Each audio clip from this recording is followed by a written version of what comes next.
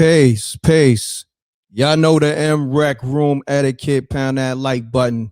Let's get to it. We got breaking news, man. We got to address it how 50 Cent addressed it, okay? 50 Cent felt disappointed when he got hit in the gut, okay? After this legend did this. What I want to do, I want to break it down. Now, 50 Cent is talking about the record he did with, the record LL did with M.Reck. Things, but all of these songs that I'm thinking of, That's you. come on, bro. I don't even know where people like that's a very interesting thing. Because I heard they saying I don't know, was it Paradise that they said 50 wrote for you? 50 Cent wrote the chorus, bro. But you heard that too, right? Of course I heard it. Okay. He wrote the chorus. If you baby, I'm not. We've been through this before, acting like the elves can't bag him no more. He ain't write that shit. That's you. Of course. Like, people be tripping. But you know, that's a big compliment for me. Yeah. When you get to the point where you've been doing it so long and you're so prolific that they look like somebody else shot the basketball. LeBron didn't shoot that shit. Right. That was fucking KD. Yeah. KD really shot that shit. Or that was, yo, Steph shot that shit. Like, that's how. Because you've been in the game so long.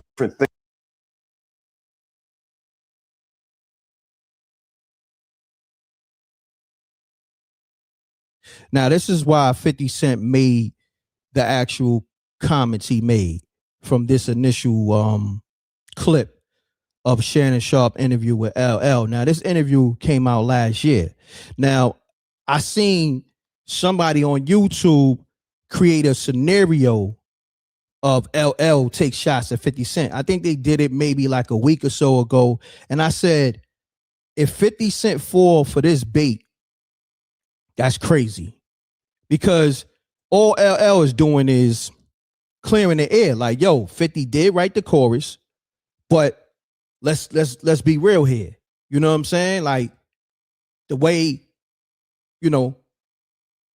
I lay down my format of how I spit my delivery, y'all know that's me. You know what I'm saying? Nigga can't write that. You know what I'm saying? But we in a day and time where you can't even clear the air. You know what I'm saying? But like, I want to just say this. We know 50 Cent and LL has a great relationship or had one. We don't know where it's going to go at this point, because I'm pretty sure, after those comments, L going to feel slighted, and, things don't have to go this way, because like I said to y'all, everything is communication. All right, run the lights up. We here. We got quick 400 just rocking in the room. And 50 responded to LL clip. I'm going to say it again. 50 Cent says, "This was wild when I saw LL say this. I felt like someone punched me in the stomach. I did this joint, then 13 other joints. This is why I don't work with ninjas." Okay? Let me see. Salute to Keisha. She says, "Grand Rising M.Reck. I see you getting to it. You started early. That's a fact. Thank you." Salute to SJ. Nevertheless, JR, man, what's your thoughts on 50 Cent comments after LL said he wrote the Paradise joint? He wrote the verses and 50 Cent wrote the hook. What's your assessment on 50 Cent comments? Well, first I want to say peace to the Rec Mall, peace SJ, and peace David Flag Sports, and peace to you, God. You know what I mean? And good morning to you, bro. Good morning, good brother. But yeah, man, I want to say, I get why 50 feels some way, because I don't know if you peeped it, but there was some slight in what LL said. Mm-hmm. Listen to the way he does the chorus. Listen to how he put that. Yeah, nah, I could see why 50 may feel away. But go ahead, continue on.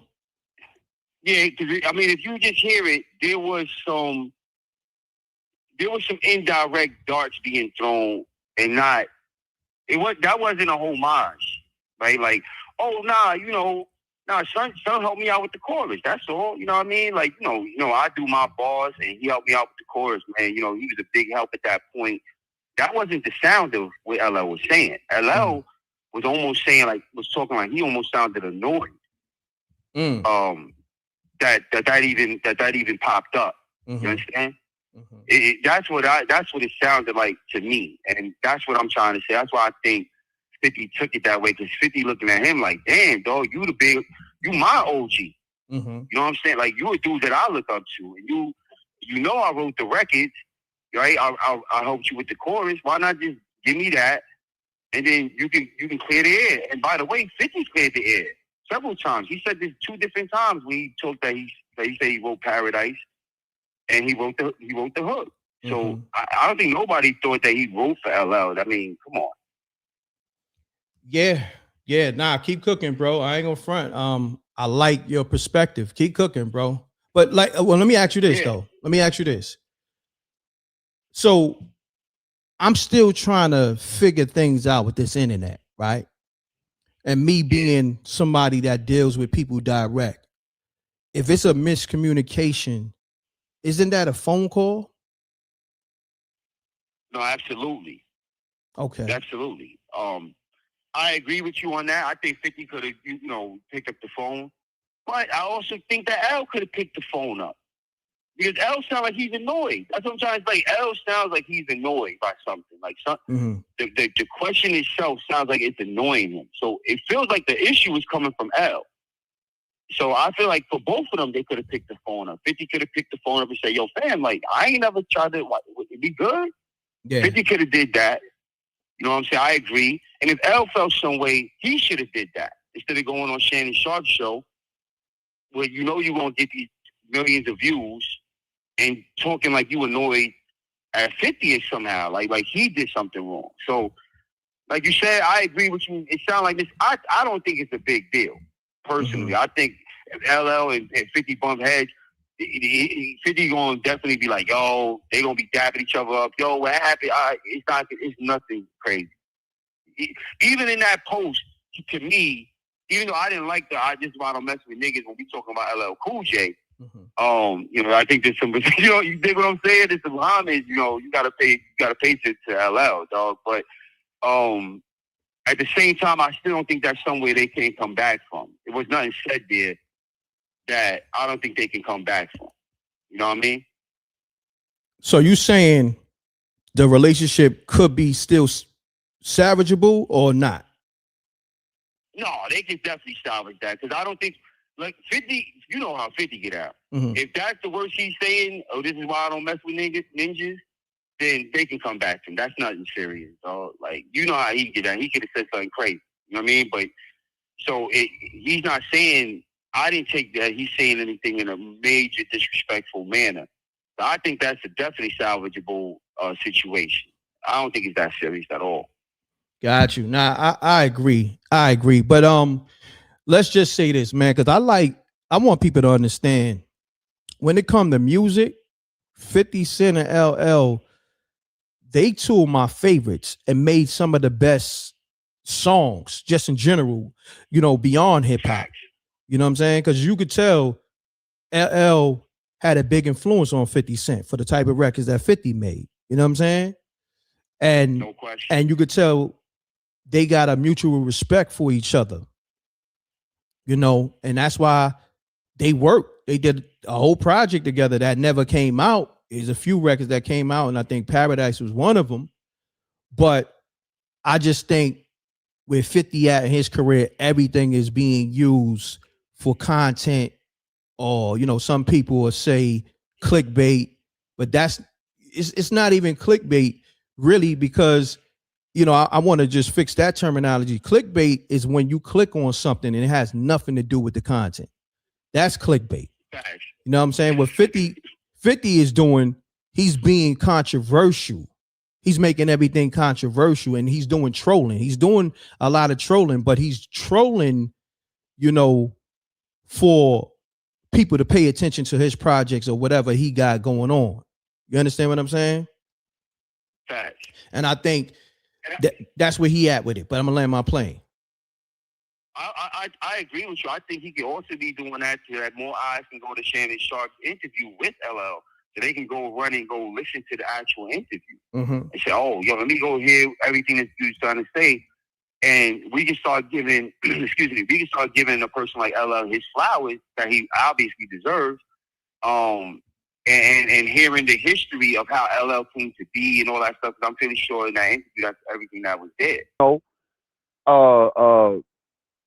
I do think that 50, even though I do think sometimes he does things to throw alley hoops, I do think 50 did feel slighted, because if you hear the way that LL was talking, particularly when he did that chorus, he was acting like, you know what I mean? When you hear the way he did that chorus, it was almost like diminishing his contribution to that record to a degree. If you really listen, it was backhandedness involved in that. Correct. You know what I'm saying? And I do think 50 felt some way, because he's feeling like, probably like, yo, listen, you was having trouble with the chorus. I helped you out. You know, why is it gotta be that? Why can't we just be, yo, yeah, 50 wrote that chorus. You know what I'm saying? We collabed on that. You know, 50's a great chorus writer. Why wouldn't we bring him in? You know what I'm saying? One of the best to me is either him or Nate Dogg at number one with the choruses. I don't think there's no question in that.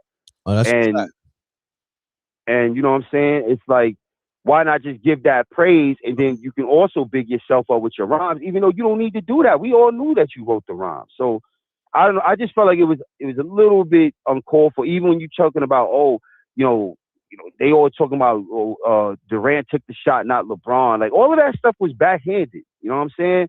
But I agree with you, Reck. He could have picked up the phone if he felt some way about it. 50 could have picked the phone up.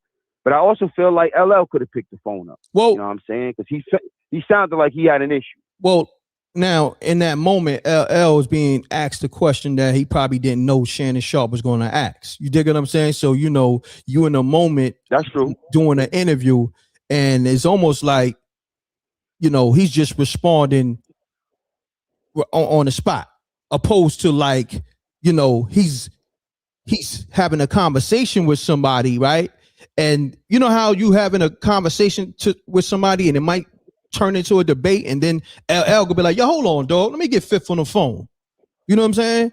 You know, You know, he could have hit the phone, but I guess in that moment he just like, "Yo, let me just clear the air." Like, yo, I write my own raps. You feel me? This is what I want to say a little bit to that point, right? If we being honest, yeah, the way LL sound, he had an issue before that. He heard this already. You can hear it. Like, that wasn't just, Shannon asked the question. Because if he just asked the question out of nowhere, right, LL would have answered it different. The way LL answered it, you can tell he already heard somebody else talking about this, or felt some way that it was being talked about. Well, hold on. You can hear it. No, you're right. Hold on. I'm going to just say this to the Rec Mob. Run the likes up. Salute to the Rec Mob. Run it up. Run it up. We live on YouTube, Facebook, and Twitch. I'm on the line with my brother, JR. JR is giving a dope assessment as always. He's a trucker. He's Rec Mob. JR, you got the floor. Well, it's, you know, that's all I'm saying. I mean, like, you know me, I'm going to call it straight down the middle. I do still think that 50 could have made the call, but I also think, because the way I'm hearing it, that vibe he got, that's not new. That didn't just happen right then and there. He was already feeling some way about this particular topic. He was already feeling some way. You could just hear it. He was already. This is something he said behind the scenes. You ever hear somebody say something, Reck, and when you hear it, you know they said this somewhere else before? Oh yeah. Definitely. And I can tell you where he got it. Exactly. Remember, he did an interview, I want to say not too long ago, before he did the Shannon Sharp interview. I think he did it with the Breakfast Club, and they asked him the same thing. You understand? You're right. Yeah. You're right. They asked him the same thing. And he cleared the air. So now, do we put this on Shannon Sharp? Because he cleared the air on the Breakfast Club. So for Shannon Sharp to bring up that same question, knowing that LL already answered that, is Shannon Sharp being messy? I mean, Shannon Sharp is going to do what he's supposed to, which is, where we had this conversation before, right? When we was talking about Dame, I gotta be fair, right? Dame, when you sit down, you know at some point Jay-Z coming up. You know it. And nowadays, you know Cam is coming up. You know it. So you have to be prepared. You ain't new to media. LL ain't new to media. You know what I mean? Dame ain't new to media. Facts. You know what's coming, bro. So you know how to answer that and play it political. Even if you do feel a little bit of ways about it, which I don't understand why he feels a way about it. If 50 actually helped you out with the choruses, that's all 50 actually said. So what's the problem? Well, no, this is the thing now. Let's get deep with it. Now, I'm going to say this, JR. And I got to say this to the Rec Mom. This is one of the most official hosts for M.Reck TV is JR. Like one of the live callers, JR is the go-to guy. I'm letting you know. And I'm going to say why. Not only on this call, go back to my other eyes. I mean, go back to my other lives. JR assessments be so on point, and then also how we build, the shit is magical. You know what I'm saying? Now, and then I'm gonna say this: we gotta make it official, okay? When we're talking about things, whenever you're ready, we gotta make it official. You know, I gotta give you your props, bro. You know what I'm saying? Because sometimes I be trying to build with people on hip hop and just, you know, just in general, and it's like a disconnect. You feel me? It's like they don't even get it. You feel me? It's like talking to a brick wall, and the fact that we can build and bring up different perspectives on the same topic, but also see eye to eye on it. You feel what I'm saying? It's a great thing. That's great conversation. That's great content. You know what I mean? I want to just put that out there. So don't take this lightly. Make sure you hit the like button because you're getting great content on a perspective that where it's two brothers that both they rock with each other. They both great artists, but like you said, with Dame Dash and LL, y'all not new to this media thing. Okay? So if you go to the Breakfast Club, you go to Shannon Sharp, and you've been asked this question before, you could have been like this. Look, this is how LL could have deflected it. Yo, Shannon, we ain't even gonna get into that. Answer that on the Breakfast Club. You feel what I'm saying? Yeah. That's how you could have did that too. He did it that way too. Yeah. You feel me? Like, yo. He could have did it that way, or he could have just said, yo, 50, you know what I mean? 50's a great songwriter, da-da-da-da, you know what I mean? Gave him his flowers, and he helped me at that point. And, you know, but I put the pen to paper, and we made magic. Boom. There you go. It's over. There you go. It's over. Like, you know what I'm saying? Like, but when you give them that bite, when you start sounding annoyed and this and that, like, you know, then people think, this is gonna be great because now I got him. So if you want to, I'm not saying whatever you feel when you want to interview, you there be an interview, so you get to say what you want to say, but then people get to feel how they want to feel. And by the way, real quick, Rec, your sports now, your family, ain't nobody kissing 50 ass, bro. Like I ain't look. I'm gonna be real with you. I've been on this live many times. And when 50 wrong, even if I called up to be like, yo, I think it's like this. Sometimes Rec had to set me straight. Rec, did you not have to set me straight a few times? I was like, you know what, Rec, I ain't even think about it from that perspective. Yo, look, bro. And I had to concede. That's why I said you one of the most official guests on this show. Because the fact that you open-minded and you was able to listen to a perspective that you didn't see at that time. You know, I put a few perspectives down. You was like, yo, you know what? You're right. But also, it was multiple things you put me on to or reminded me. Yo, Rec, remember this? And I was like, JR, you're right. Each one teach one. That's what we do over here. You understand what I'm saying? Thanks. So, you know, it's still sharpening steel. That's why I love this dialogue with yourself and others. You know, we got you, we got songs by Alicia, we got Janie B, multiple people, even Jose, Tyson. We got so many people that give great perspectives. SJ, you know, but this is what this is about. Because if you don't notice, it's a lot of people in this space that's really just bringing negativity to the space. You dig what I'm saying? Where it's like, facts. Okay, we understand controversy sells, but some people, they bring nothing but negativity. Like, and I'm gonna say this, right? Look at what's going on, and I'm not, taking a shot, but look what's going on with a comedian that's in the space, a known comedian. You know what I'm saying? Mm-hmm. Now, when you think about Mm-hmm. the energy he puts out, especially towards women, and everything that transpired to this point, it's like you got to be, you got to take accountability for the energy you put out. You understand what I'm saying? Fact. So I'm gonna land my plane on that one. You know what I mean? I'm gonna let you build. And if you want to go that way, I'll talk about that too.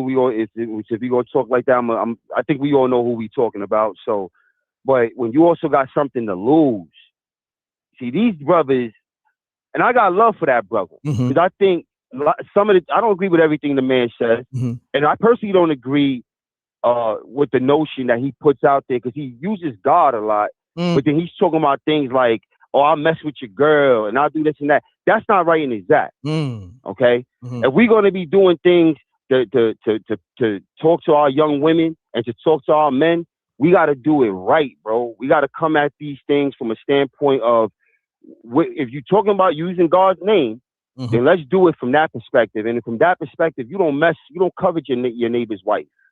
Correct. You don't do that. You don't covet your brother's wife, man. You don't do that, bro. You try to set the example, because this is why women don't want to follow us right now as men, because our examples ain't good. I'm sorry, man. I hear a lot of these brothers talking, and whatever they call it, manosphere, whatever this nonsense they talking about, and they tiptoeing around ideologies of the Bible, okay? But they're not doing it right. They're doing it from a place of hate and bitterness because these dudes is lames who can't get a woman on their own valor without paying. You already know what I'm talking about, right? These dudes, they bozos on some genius, you know what I mean? So it's not being done right, man. And we pushing this out to young men, and it's moving wrong. You want to know why men in the Middle East or in Eastern Asia, you know what I'm saying, why they women stay in pocket? Because they are examples. If that woman goes to a man and she tries to talk to that man, and that man knows that that she's being courted by a man, or she got a husband, you know what that man does? He'll get out my face. He casts her away. And if she goes around the corner, the next man does the same thing. She has nowhere to go. Therefore, she falls into line. You understand?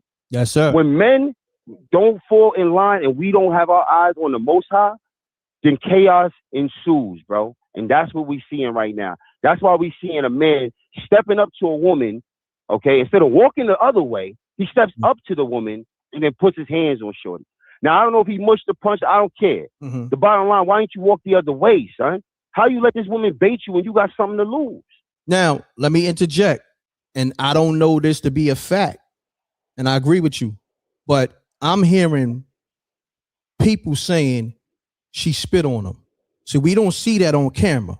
You know what I mean? Allegedly. I gotta say allegedly, because we don't see it on camera, and I don't know if that's the case. I forget who said it.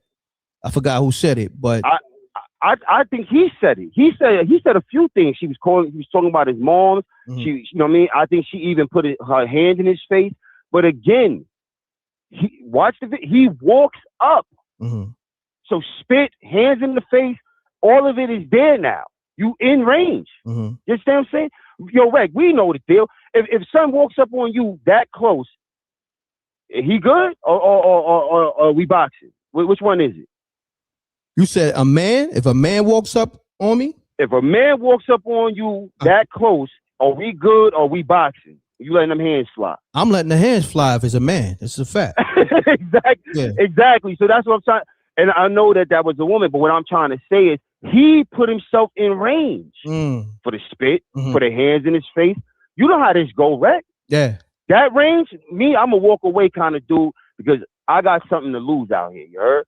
You can't put your hands on me though. If you can't get into my personal space either, I'm letting my hands go. That's it. But I'm trying to get out of that. Whatever situation it is, I'm moving away. I'm going the other way. You understand what I'm saying? But if you get in my personal space anything like the hands is going. That's the way it goes. That's the rules. So, but he put himself in that space. So this is what I'm trying to say. When we trying to give out this energy where, oh, I'm teaching and I'm telling this and telling that, that is a tricky space to be in, brother. Because when you're using God's name, you better be walking on the right and narrow, and you better know that word. You understand what I'm saying? Mm-hmm. That's what's gonna edify your soul, bro. That's what's gonna give you more. It's gonna put energy back into your body. It's gonna help you think in situations of chaos, man. But when you ain't really about that, and you just using that as something like a prop, you easily baited, son. And that's what that looked like to me. And I've been saying this for a few years, and I listen to him. I like the brother. You know what I'm saying? I think what he's trying to do is coming from a good place. But there's certain things I hear that I'm like, son, that's not the way to do it. That's not love, bro. When you talk about that place, like, son, the Bible's harsh, and the Bible tells us the truth comes to separate. All of that. The truth comes to set you free. That's bogus. That's a made up line. The truth comes to divide. That's what it says in the Bible. The truth comes to divide. So when you speak the truth, no doubt you're gonna have people that's gonna move away from you. But see, here's the thing though. When you do it in love, Reck, and this is why it's hard to get at you. When you're doing something in love, there's nothing that they can really do for you, bro. They can still try to monetize you and do they hate, but they can't undercut who you are. And you see what's happening with the homie right now, right? They undercutting who he is. Mm-hmm. That's the way it goes. Yo, JR, great assessment. This is what I want to do. I want you to call back, bro, because I still want to build with you on this. We got DMX DJ calling. So I'm going to get him on the line real quick. You know what I'm saying? Oh, shouts to him. Yeah, shouts to him, yo. DJ Superior. You know what I mean? So I'm going to get him sir. On the love line. Real quick, love to the Rec Mob, love to SJ, and love the Baby Swag Sparks. And yo, Rec, you already know, man. I'll be in touch. All right, no doubt, good brother. Salute. Peace. Salute. One. Great assessment by JR. Great assessment. It's my brother JR. Pound the like button, Rec Mob. Peace. Peace. Mute your audio, caller. Peace. Caller. Now, let me get Soup on the line. I know Soup call. I'm going to get to all the callers, too. I'm trying to get Soup. Make sure you call back. Peace. Peace. Yo, peace. What's going on, Panther? Yo, what's goody? What's goody? Nah, everything good, man. So I want to address this. Let me just say this. Now, the reason why I put the title how I put the title, because 50 Cent said when LL did this is how he felt. Felt like he got punched in the stomach. So he was figuratively speaking. But I'm cooking up how I'm cooking up, and I ain't gotta, answer to nobody. You know what I mean? This is what he said. I'm running with it. You know what I mean? We clear the air as we clear the air. Panther, you got the floor. All right. I want to say top of the morning to you and JR. All right, but I don't know what's going on, but I feel like y'all like kind of being like too much kumbaya with LL and 50 Cent. Respectfully to my brothers JR and you. Okay, like now the reason get into it. Yeah, the reason why I say that because when 50 is going at everybody else, everybody be like, oh, laughing and everything. But when LL talking about respectfully, if me and you did a song, right? And somebody mentioned, yo, did M.Reck write that song for you? And I say, nah, Reck wrote the I wrote the I mean and 50, I mean, that's just straight if you ask me. Whoa, now, look, I'm saying, yeah. I mean, let me stop you there. No, me and JR agreed on how LL did the chorus.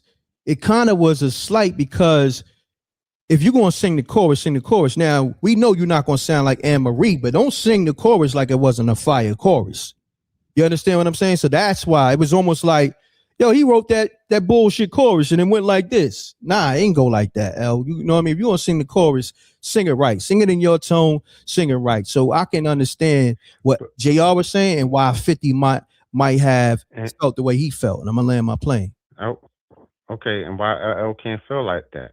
He can't feel like that's that. what I'm saying. He can. All right, that's what I'm saying. So I feel like they shouldn't. If I feel like if L feel like that verse somehow he feeling like if he woke up this morning saying, "Yo, I don't like that chorus," and I feel like it felt like like soft. It's right for LL to feel that way. And I also think instead of 50 coming back on some, oh, I can't believe it, feel like a punch in the gut. How about you treat LL like Jim Jones? How about you treat LL like Dame Dash? How about you treat LL like the rest of them? Like why you picking and choosing? No. And I don't want to hear Hold that. on, Oh, we from Queens. I don't want to hear that. We from hold on, Queens. Panther. Hold on. That's what we talking about. 50 did treat LL like he's Jim Jones or somebody else. You didn't read the caption? Nah, I didn't. No, see, this is what I'm saying. See, you got to listen to the whole show. Now, I'm glad you called. You're gonna have to do your homework, and then you're gonna have to apologize. Okay. It ain't that deep, but you're gonna have to give apologize to myself and JR. Now, 50, after LL said what he said, 50 wrote this. This was wild.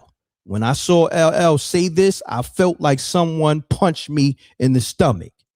This joint and 13 other joints, this is why. No, he said, I wrote this joint and 13 other joints, and this is why I don't work with ninjas. Okay? So 50 did kind of give LL a little bit of what he gave Jim Jones and everybody else. So, you know what I mean? Now, what you got to say now? You saying that reply is the way he treat Jimmy? Hold on. Sound like you scrambling and scraping right now. I know. No, I'm saying you saying that reply is the way he would reply to Jimmy. Whoa, and the way he replied to everybody else. I mean, he treated everybody else like crap, bro. Like I think this is like, and then it's like, oh, it's a punch in the gut by like what you trying to by a person you look up to. I don't know. It's like kind of like. I don't know. Like, why is it a punch in the gut by LL, bro? Like, for what? Well, let me explain. Like, why can't be hip hop? Well, look, let me explain. The reason why it's a punch in the gut because, and then I'm gonna answer your question with why didn't 50 respond like how he responds to Jim Jones? He looks up to LL. LL is an influence. You know what I'm saying? So for this to come from LL, and then somebody I work with did an album with that never came out and some hit records. We're talking about a hit record. He felt slighted that LL would even address it like this. And you got to understand, artists are very, I wouldn't say emotional, but artists are sensitive about the creativity. You understand what I'm saying? So when you take somebody's creativity and you mock it, but in a way where it's like, that shit wasn't really even crazy like that, anybody gonna feel it. Hold on, I don't mean to cut you off on your building right there. Nas is from Queens, but he disrespect Nas. I mean, Nas is not as I would say is not as value as LL when it comes to hip hop in Queens. Why you disrespect Nas but not allowed to I mean, I'm just trying to figure this out, but I know what it is. 50 is being biased, and he probably look at LL as like, I don't know, he's probably scared of LL. I'm gonna go there. I don't know. Like everybody else is, I don't understand. Well, hold on, Panther. This is my thing, right? And I'm loving that you having this perspective because I want everybody to call this number or call my show. This is the livest show in the world. I'm the livest host. Okay, you never get a show like this. It's a whole different vibe. Okay. Now, you saying what you saying. You on what you on today. I love it. You woke up on the wrong side of the bed. I love it because absolutely. You see, I love it though. You know why? Because we're gonna get you on the right side of the bed now. Okay, pause. All right.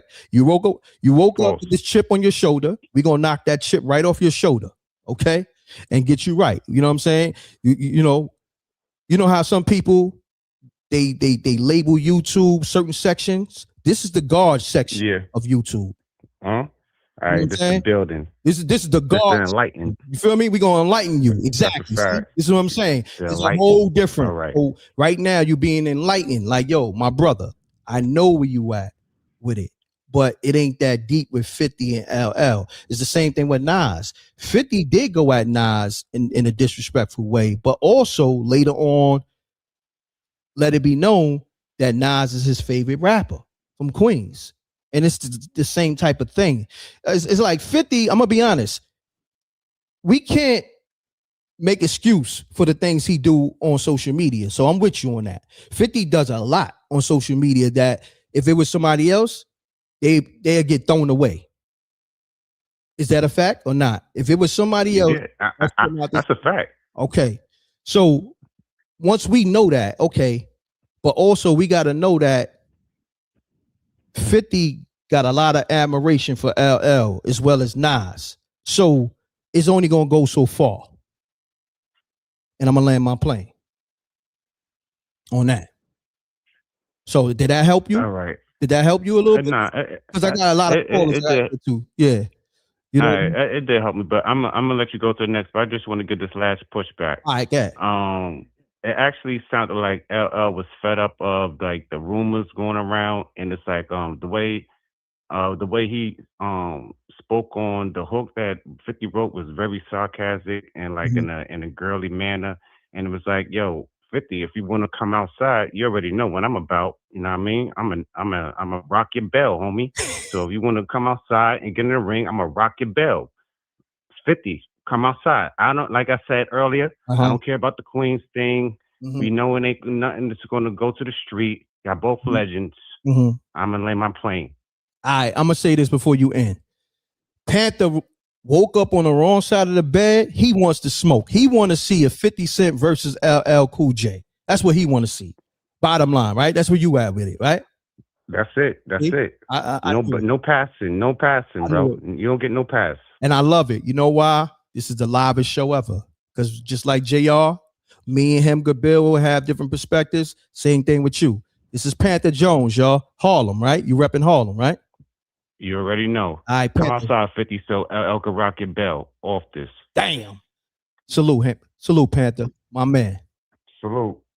I gotta get Soup on the line. There's a lot of people calling. I'm going to get to y'all, but Soup called me a while ago. Hold on, y'all. I'm gonna get to y'all. Let me get DJ Superior on the line because there's a lot going on with Superior in the equation of 50 Cent and Jadakiss. Hold on. I gotta get Superior on the line, y'all. This is something I gotta do. Give me a second, y'all. I got all y'all. I gotta get Superior on the line. This is important. Give me a second. Why is not letting me call Superior? Because it's everybody calling. That's why. Give me a second, y'all. Let me get Superior on the line. Superior, please hit the line. 914-505. Hit the line, Superior. I'm trying to get you on the line because the rec mob, they trying to call. And this damn app not letting me call you. Give me a second, y'all. I might have to open up another part of the app.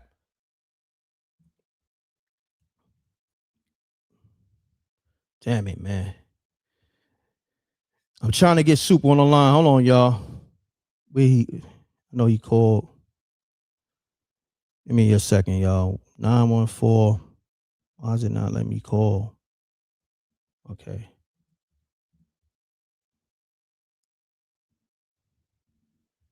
Damn it.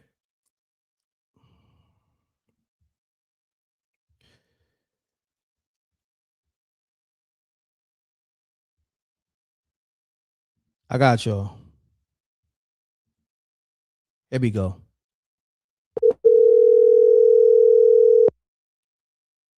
Here we go. Run the likes up. This is the livest show ever. Run the likes up.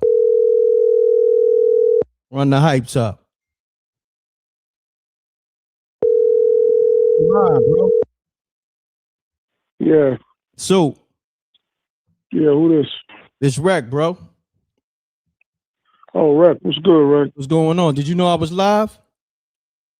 No, I didn't know you was live. Okay. That's why I didn't even call. I didn't know. Yeah, nah, it's all good. But being that you here and we talking about 50 Cent, and I mentioned it in the video I did the other day about it's a situation going on with DMX, 50 Cent and Jadakiss is involved.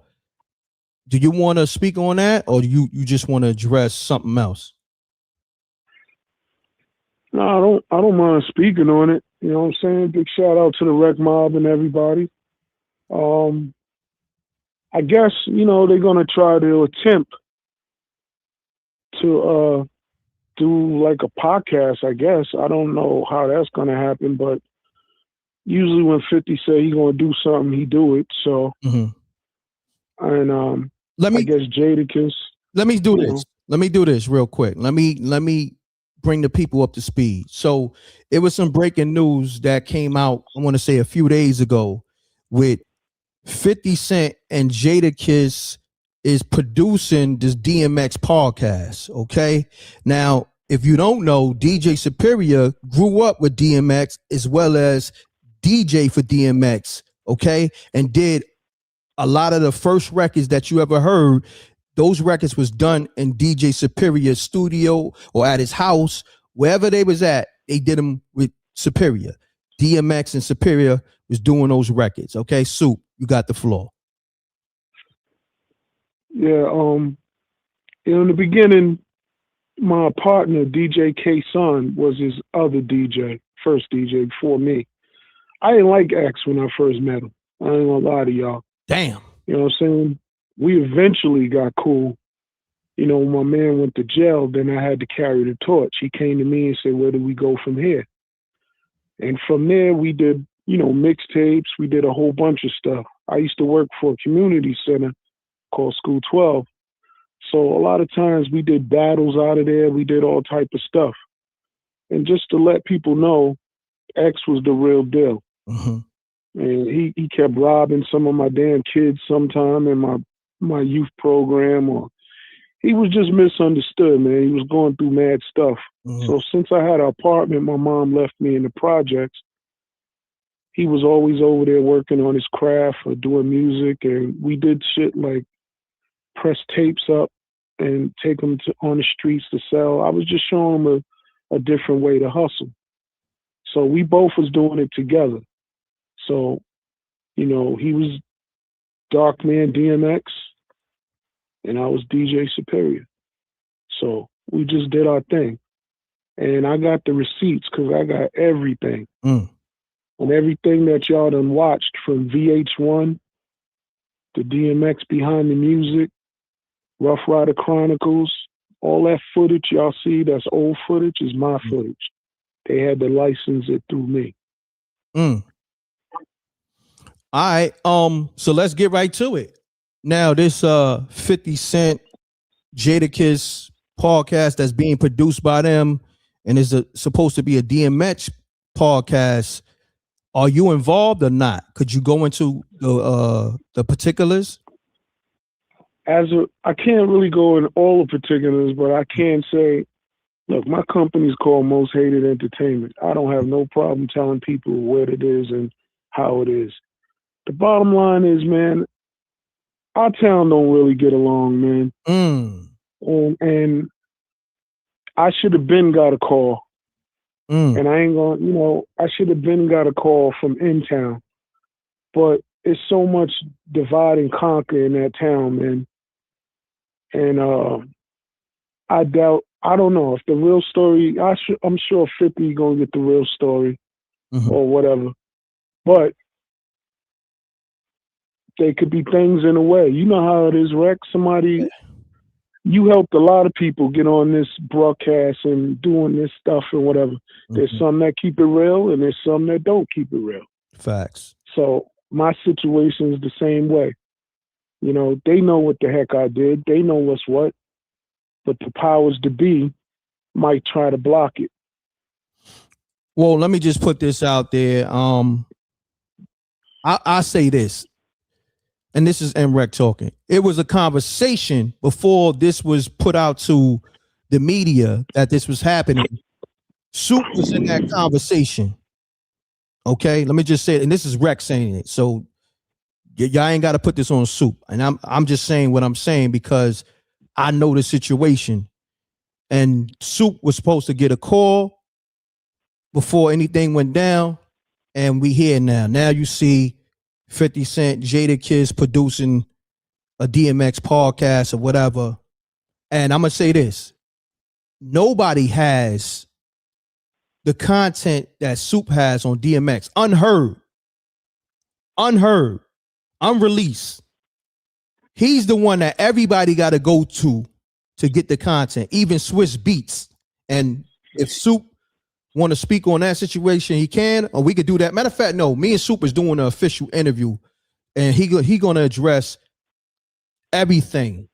You know what I'm saying? This ain't about exposing. Nah, he's going to tell you the truth, what's really going on. He mentioned there's a lot of in-town stuff going on that's not right and exact. I'm going to say this.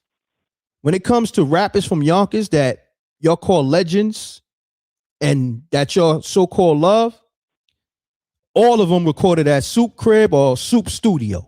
Your favorites, okay? The Locks, DMX, so forth and so on.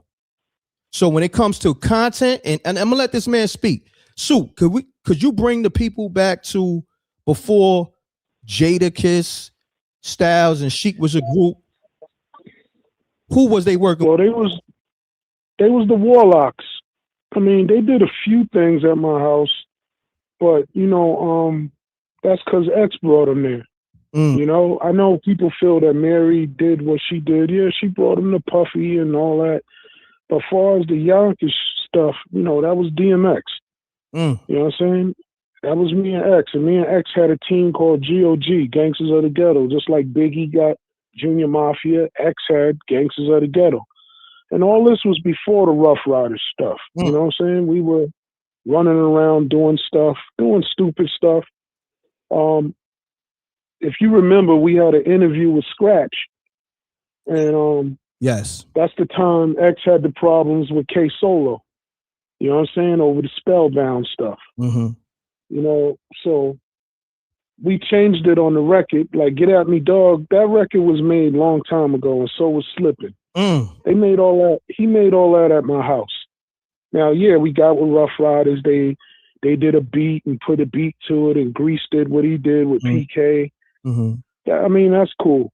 But the foundation was done at the house. So it don't matter how the car was painted up and you put rims on it. If it didn't have the engine that me and X built, you would have never had the car to drive. If you understand what I mean. Facts. White, keep talking, because I'm going to put up, a screenshot of the press release that went out on this Jadakiss 50 Cent DMX podcast. Yeah. Keep talking. I want the people to see it in real time while you're talking. And I just want all y'all to know that, me and X didn't have the best relationship. We used to fight and fuss. But that's because people was trying to divide us. And I always cared about him, so I never really paid it no mind. Now, anybody else would have probably did some sucker stuff. You fighting with him. He's a millionaire now. You go sue him, take him to court. I never did that because that was my brother. I loved him. And I was with him before they pulled the plug. I was in there with his uncle. And I just stayed in there for a little while holding his arm, telling him just to rest, man. Just rest. And all these people claiming they care about him. And if you care about him so much, then why y'all wait till he's gone to do all of this stuff? Y'all can follow my track record. I'm consistent. I was doing stuff while he was alive. And he always told people to leave me alone. Like, he'd be like, yo, don't open Pandora's box. Y'all can go get his book, Earl, and look in there. It says Material by Superior. He sent the guy, Smokey Fontana, to me and his Uncle Collie to work on that book for him. So for the people that go, oh, yo, you wasn't there, I was there. Bloodline Records. I had an office there. So if I wasn't so cool and all that, I was just behind the scenes. And I know why X kept me behind the scenes, because people wanted to hurt me. He said it himself. He said, people want me dead. And I ain't do nothing. They just wanted what I had. And for those that think it's bull, go get my book. It's called The Man That Walked the Dog. Me and DMX faces on the cover. Now tell me, could I have done that with him alive? Because I did that with him alive. And he told people to leave it alone. Now, he didn't like the title because people got in his head talking about, oh, Soup talking about walking you. I took care of the dog. If anybody know, DMX loved dogs more than he loved humans. So when he went to jail, I had Boomer. So all these people out here be saying all this stuff. Y'all didn't have Boomer. I had Boomer. So why did he keep Boomer with me then? Now, like I said, we didn't have the best relationship because I always used to get on him about the drugs and about this and that. There was times Rough Riders couldn't find him. They would call me, and I went to go get him. There's a couple of times I had to get him out of a crack house. Y'all don't understand. X sometimes left a crack house and went right to a show. Dang. And then right after the show, he sold his clothes and he back in the hallways or getting high or doing whatever. That's his story. You know, and when we made Slippin', we did Slippin' because he was like, you know, when I do get on, a lot of people are going to talk about I'm a drug head and all this stuff. So I'm going to address it now in this song Slippin'. And that's why he did I'm slipping, I'm falling, I can't get up. He was basically telling y'all that he's trying to do good, but he keeps going back down. And anybody know that's on that drug, you can do good for 2 weeks. And then you might have 3 weeks where you be bad again. Mm-hmm. So that's why so many people related to him. I mean, there's a lot of times he had security because Def Jam made him have security, but he didn't need no security. X can go in any hood. There's times that he took me in a hood one day, some Irish hood. They had a big party going. And this is when he just sold 3 million records, and we don't belong in there. You know, Rough Riders would have been mad at me for even being in there with him and not letting them know. Anything could have happened to him that time, but they loved him. They treat him like he was, you know, that's how he was. So right now, y'all even doing this story, and I'm talking straight to 50. 50, you know good and well, I don't want to disrespect nobody. I'm just saying, you want the real deal, you're going to have to come to the real people that did it. And that's it. Facts. You know, this story is before Rough Riders, so no disrespect to Rough Riders. They did their stuff. And shout out to Swiss for having the guts to even shout that out at his other release party. If y'all go back and look it up, Swiss said, this right here came from DJ Superior, da-da-da-da. Swiss said it. Now, for those that don't know, Swiss is Rough Riders' nephew. The CEOs of Rough Riders, Swiss is their nephew. So Swiss was eventually with us, but that was in the beginning when he was trying to do beats and stuff. He wasn't even on yet. And to let y'all know, he only did one record on X's first album. Grease and PK did that album. Facts. All right? So, but X used to do lyrics, do songs. We had a lot of those albums done already. Not the full ones, but he had the lyrics. Stop, Soup. And it was... Stop, hold on. Run the lights up right now. I know a lot of people just now coming in the room. Run the lights up. If you look on the screen, you know, 50 Cent put this on his page 3 days ago.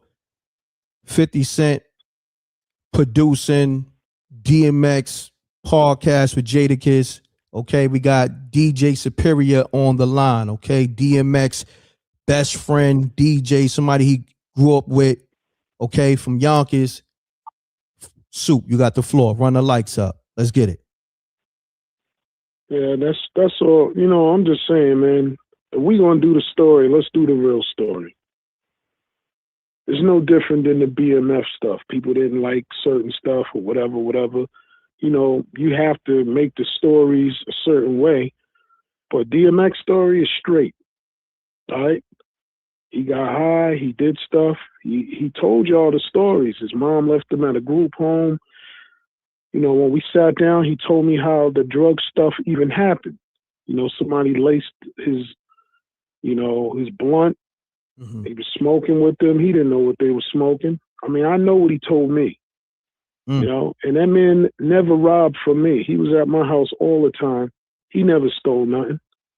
You know, I used to drop money just to see if he'd pick it up. And he wouldn't pick it up. He'd look at me and, I mean, I felt bad after a while. I ain't gonna lie, doing that to him. But I had to test him out because I see that he robbed people. He do crazy stuff. So I thought he would rob me. So I had to do little tests. But he always told me he loved me as a brother. And even the day we fought on tour, we had a fight. You know, and that's because X left me $300,000 and I never got it. You know, and he thought I was being ungrateful. It's a long story, man. And like I said, I got receipts, man.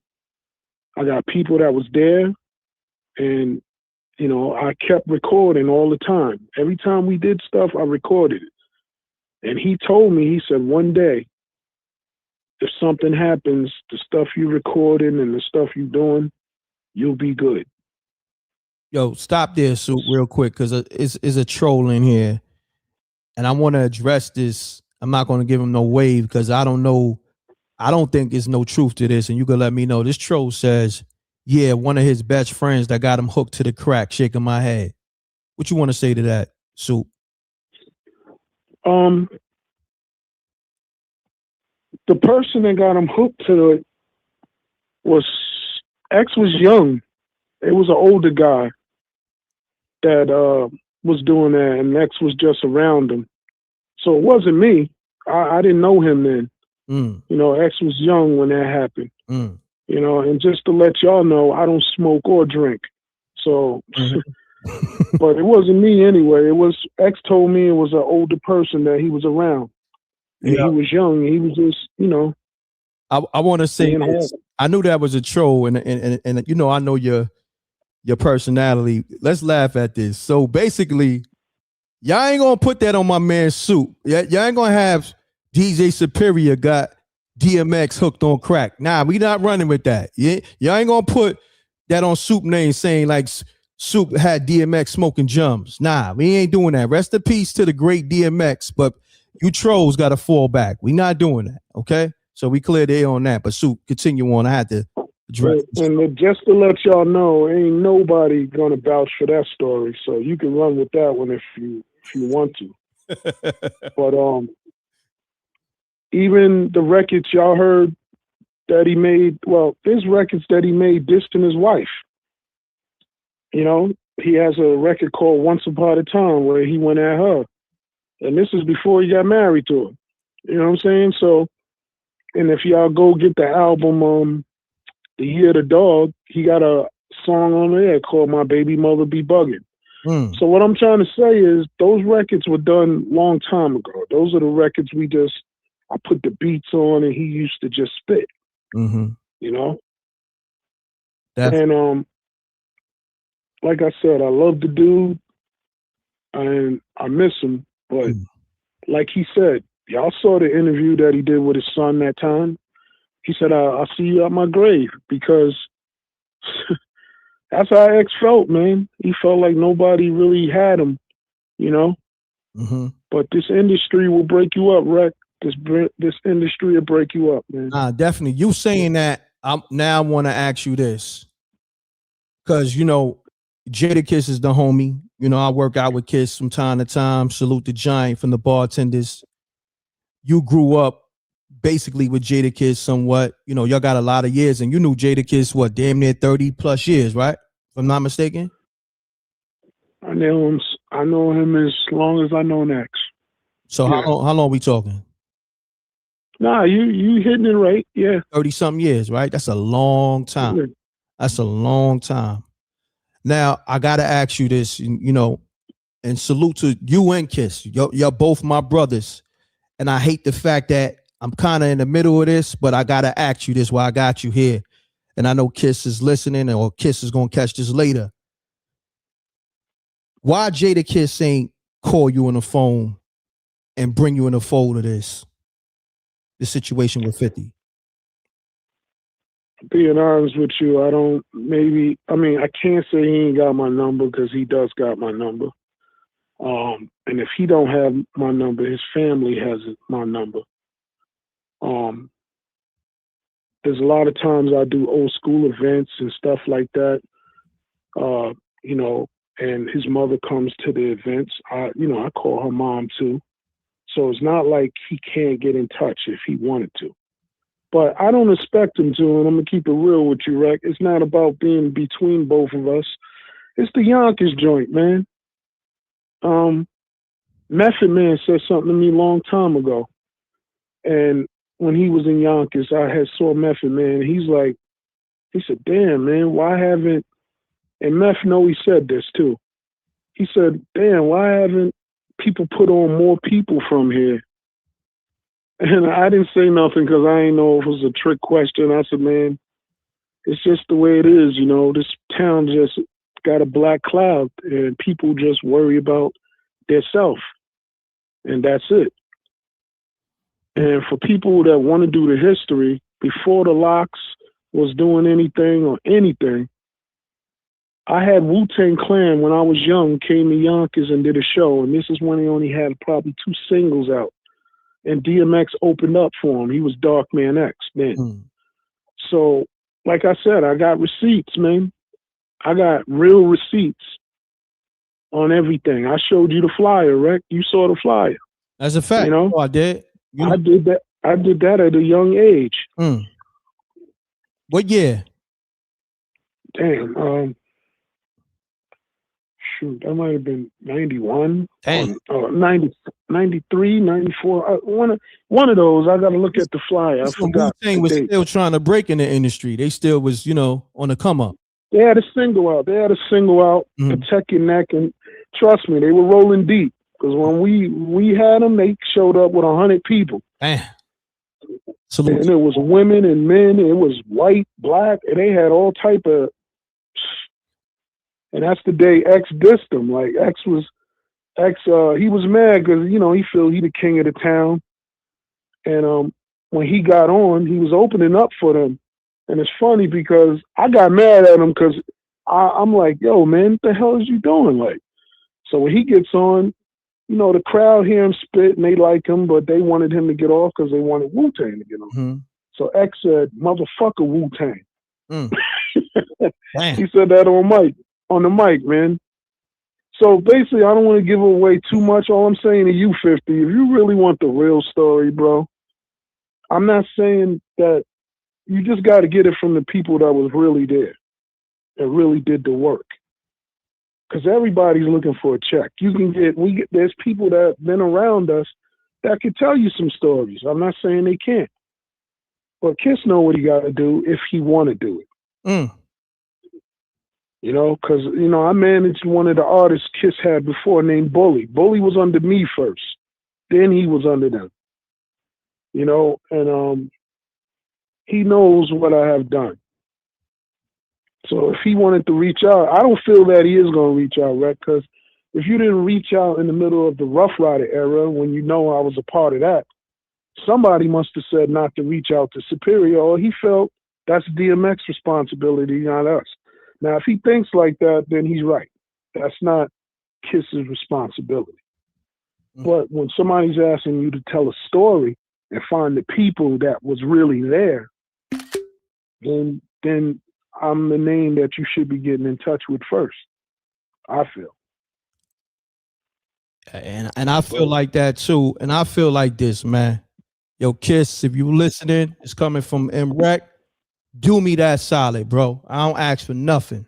And it's still not even directly me, but I'm somebody that like to throw alley-oops. Do this for me. Alley-oop soup in this situation with you and 50 in this DMX podcast, because we know if Soup give y'all that content, it's going to take that podcast to the next level, because nobody has the content Soup has. Kiss, Jada, the Locks, y'all know, Swiss, y'all know, Rough Riders, y'all know this. This is M.Reck speaking. Do me that solid for hip hop. Do it for DMX, legacy. So his legacy goes down the right way. You know what I mean? Because he's not here no more. So the only person that could really give y'all that raw, that truth, stuff y'all never even heard, is Soup. This is a fact. And everybody from Yonkers know, and anybody from the industry that knows Superior and DMX relationship would tell you. All right, so I'm gonna land my plane on that. Yo, Jada, you want to hit my and y'all yeah, and y'all going out there getting people that X didn't even deal with. You know? Say that again. At least let me tell me an X story the right way instead of y'all trying to tell it. Say that again. They ain't hear that last part. I said, a lot of the people that y'all probably going to, X didn't even rock with. So what stories can they really tell you? Me and X's stories? Because that's all they basically doing. That's crazy. It is what it is. Nah, we here, man. It's crazy because this not planned. This call wasn't planned. Soup was just calling me randomly. You know what I'm saying? Like we spoke Friday randomly, and you know, Soup was just on the check-in. You know, so this is his Facebook right here. I just try to look up a quick, you know, screenshot of something you had out there where they can reach out to you. This is a Soup's book right here. Is this your email still? Hold on, let me see. mhbooking at yahoo.com. Okay, so this one is no good. It says DJ Superior 527 at Gmail. That's no good. Oh no, that one's good too. That one's good too. Okay, so this is his email too. So you know, this they can see it on the screen. So you got DJ Superior 527 at gmail.com. That's on the screen. And Soup, give him that other email again. mhbooking at yahoo.com.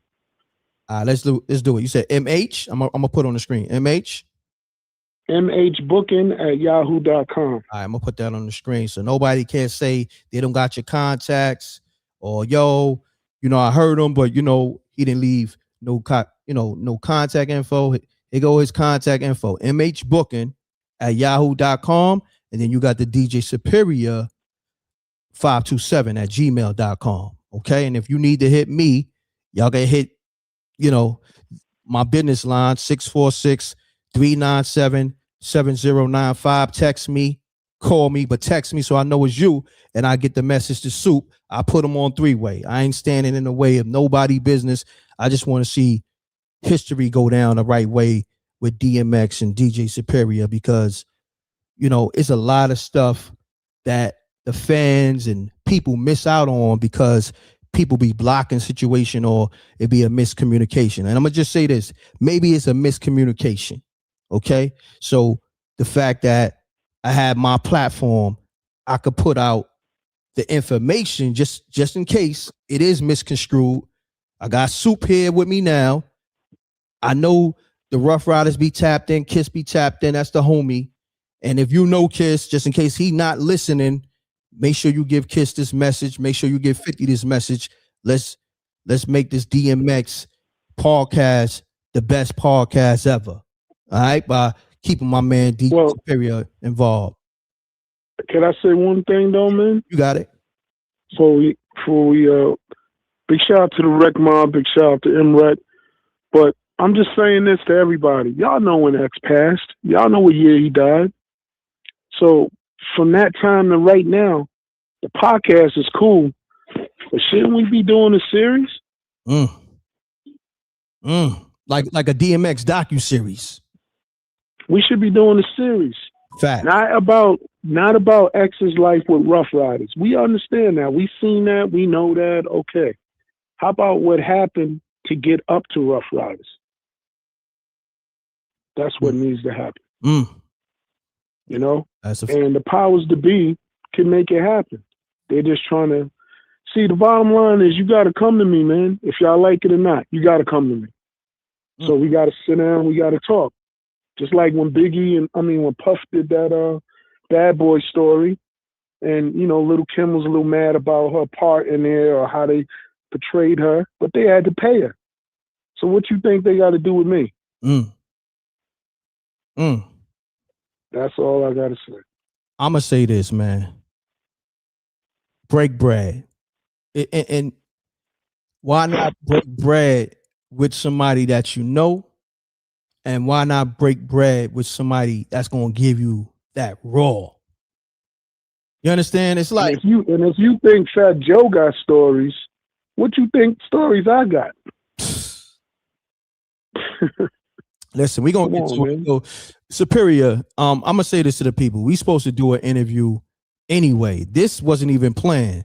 So the fact that the Rec Mob is getting this is like a treat. You know what I'm saying? We was going live on a whole nother topic, and I'm glad that we was able to cross promote what they was doing, because that's what we do with. We want everybody to win. 50, Kiss, you know, I know both of them. We know all parties involved. I know Soup. I opened up for DMX too. A lot of people don't even know that. I got the footage. Yeah. So I'm gonna say this, man. If I could be the person that can make all this happen, I'm gonna make it happen. And I don't want nothing. I just want my man to shine, my man Soup to shine. Give it to him. I want X kids to be able to be compensated off this. That's the type of time I'm on. That's the type of time Soup is on. Soup does a lot of events, and the proceeds be going to X kids. Like, I don't want to speak for this man, but this man does a lot, you know, a lot of stuff on his own, and he makes sure he does the right thing by X and X kids and all that. So this is the man you definitely want to tap in with, you know? Well, I have done it for, like I said, man, we have a non-for-profit organization.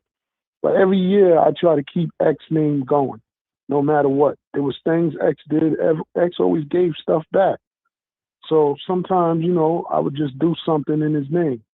Like I just did a toy drive for Christmas, and I did it in me and his name. Y'all can look it up. DMX has DMX Day, the 18th, which is his birthday, and then there's Superior Day, which is the 19th.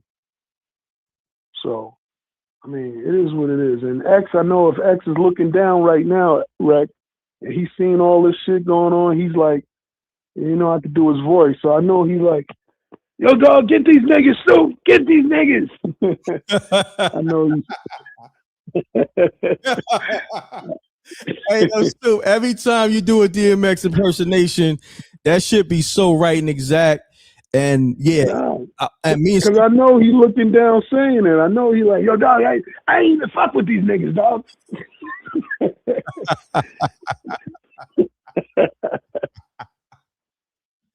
Yeah. Hey, yo, me and Soup spoke Friday. We got something coming. I don't want to put it out there because you know niggas be biting shit. Yeah, we can't tell nobody this one. It's some shit coming. That's all I'm gonna say. You know what I mean? Like, nobody can do DMX impersonations like DJ Superior. No, this ain't AI. He ain't got no AI software in his phone and he just did it. No, that's his voice. That's straight up. No AI needed, man. Yeah. Yeah. So if you really wanna, you know, get the real DMX story, you can holler at him because he got the concept, but then on the impersonations, no AI, Soup got DMX down pat. Come on. Look, Big shout out to my partner, DJ Moschino, one half of Unsung Heroes. Facts. And, you know, we've been working with Rec for a while. So salute. Big shout out to him. Big shout out to Tony Yayo also.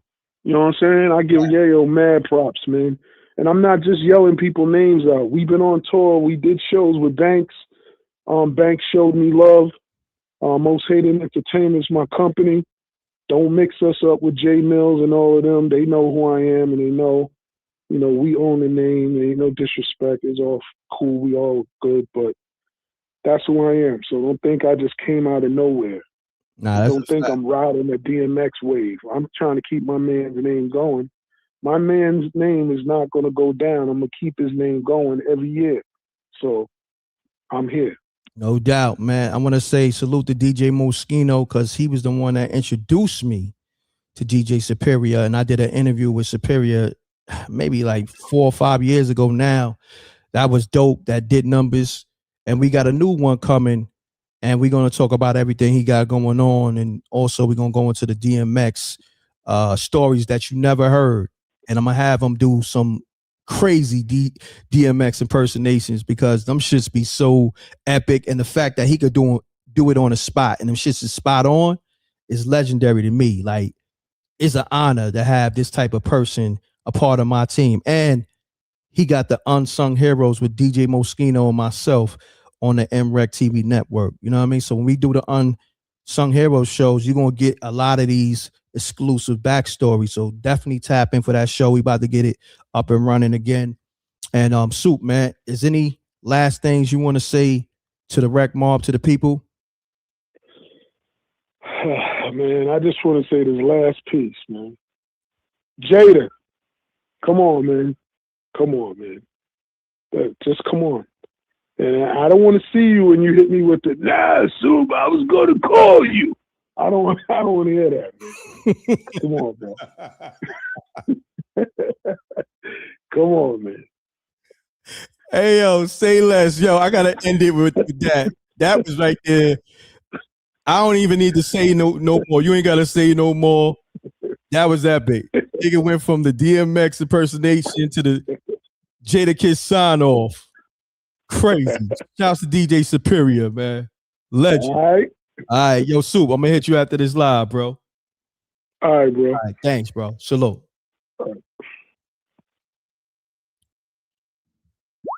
Exclusive, y'all. Y'all can tap in. Yeah, they can't wait. Come on, let's do it. Peace. Peace, M.Reck. What up, Doc? What up, though, Janie B? Salute. What's happening? Talk to me. First of all, clip that and put that out. That was amazing. Thank you. I got you. That's my brother. Yes. Yeah, because you know they're going to try to clip that. Clip that and put that out, first and foremost. Yeah. Thank you. And shout out to JR. He said everything that I was saying, but better. When I was talking about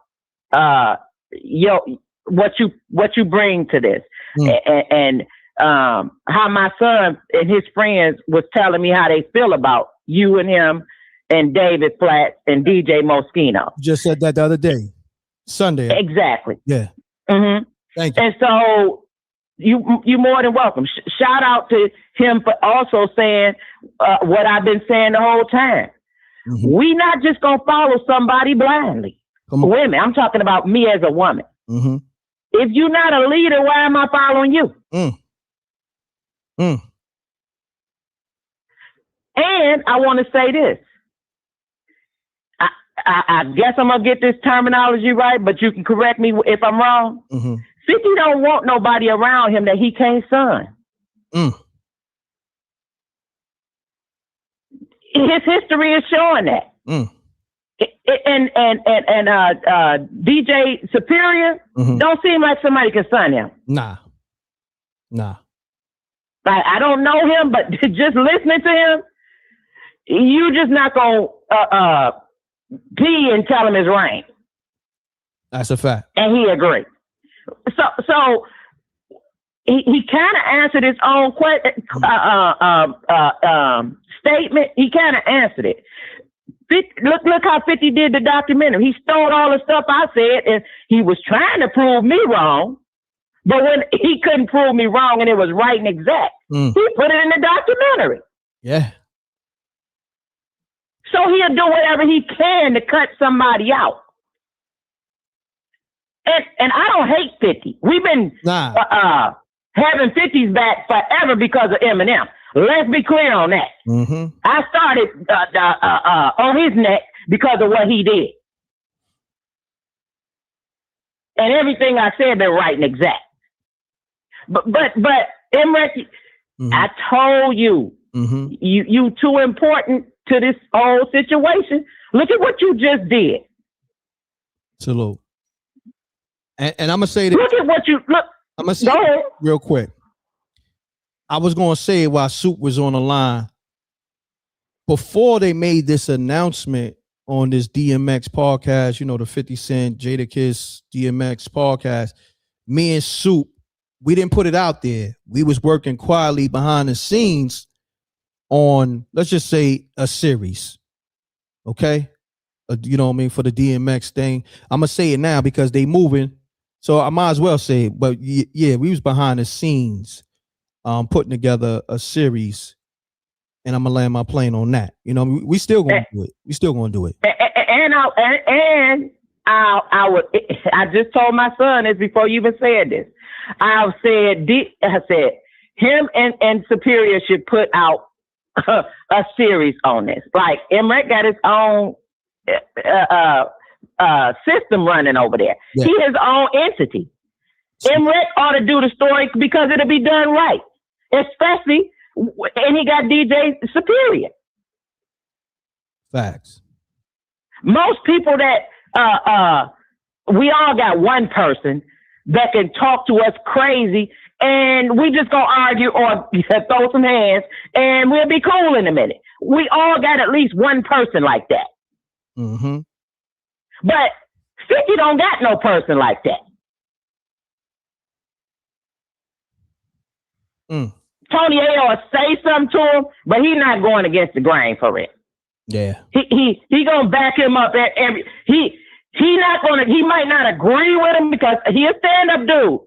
But wrong or right, Tony A is standing with 50 Cent. That's a fact. I'm gonna say this though. Salute to Tony Yayo, because Soup shot. Oh, yeah, salute to him. He's a great dude. And the reason why he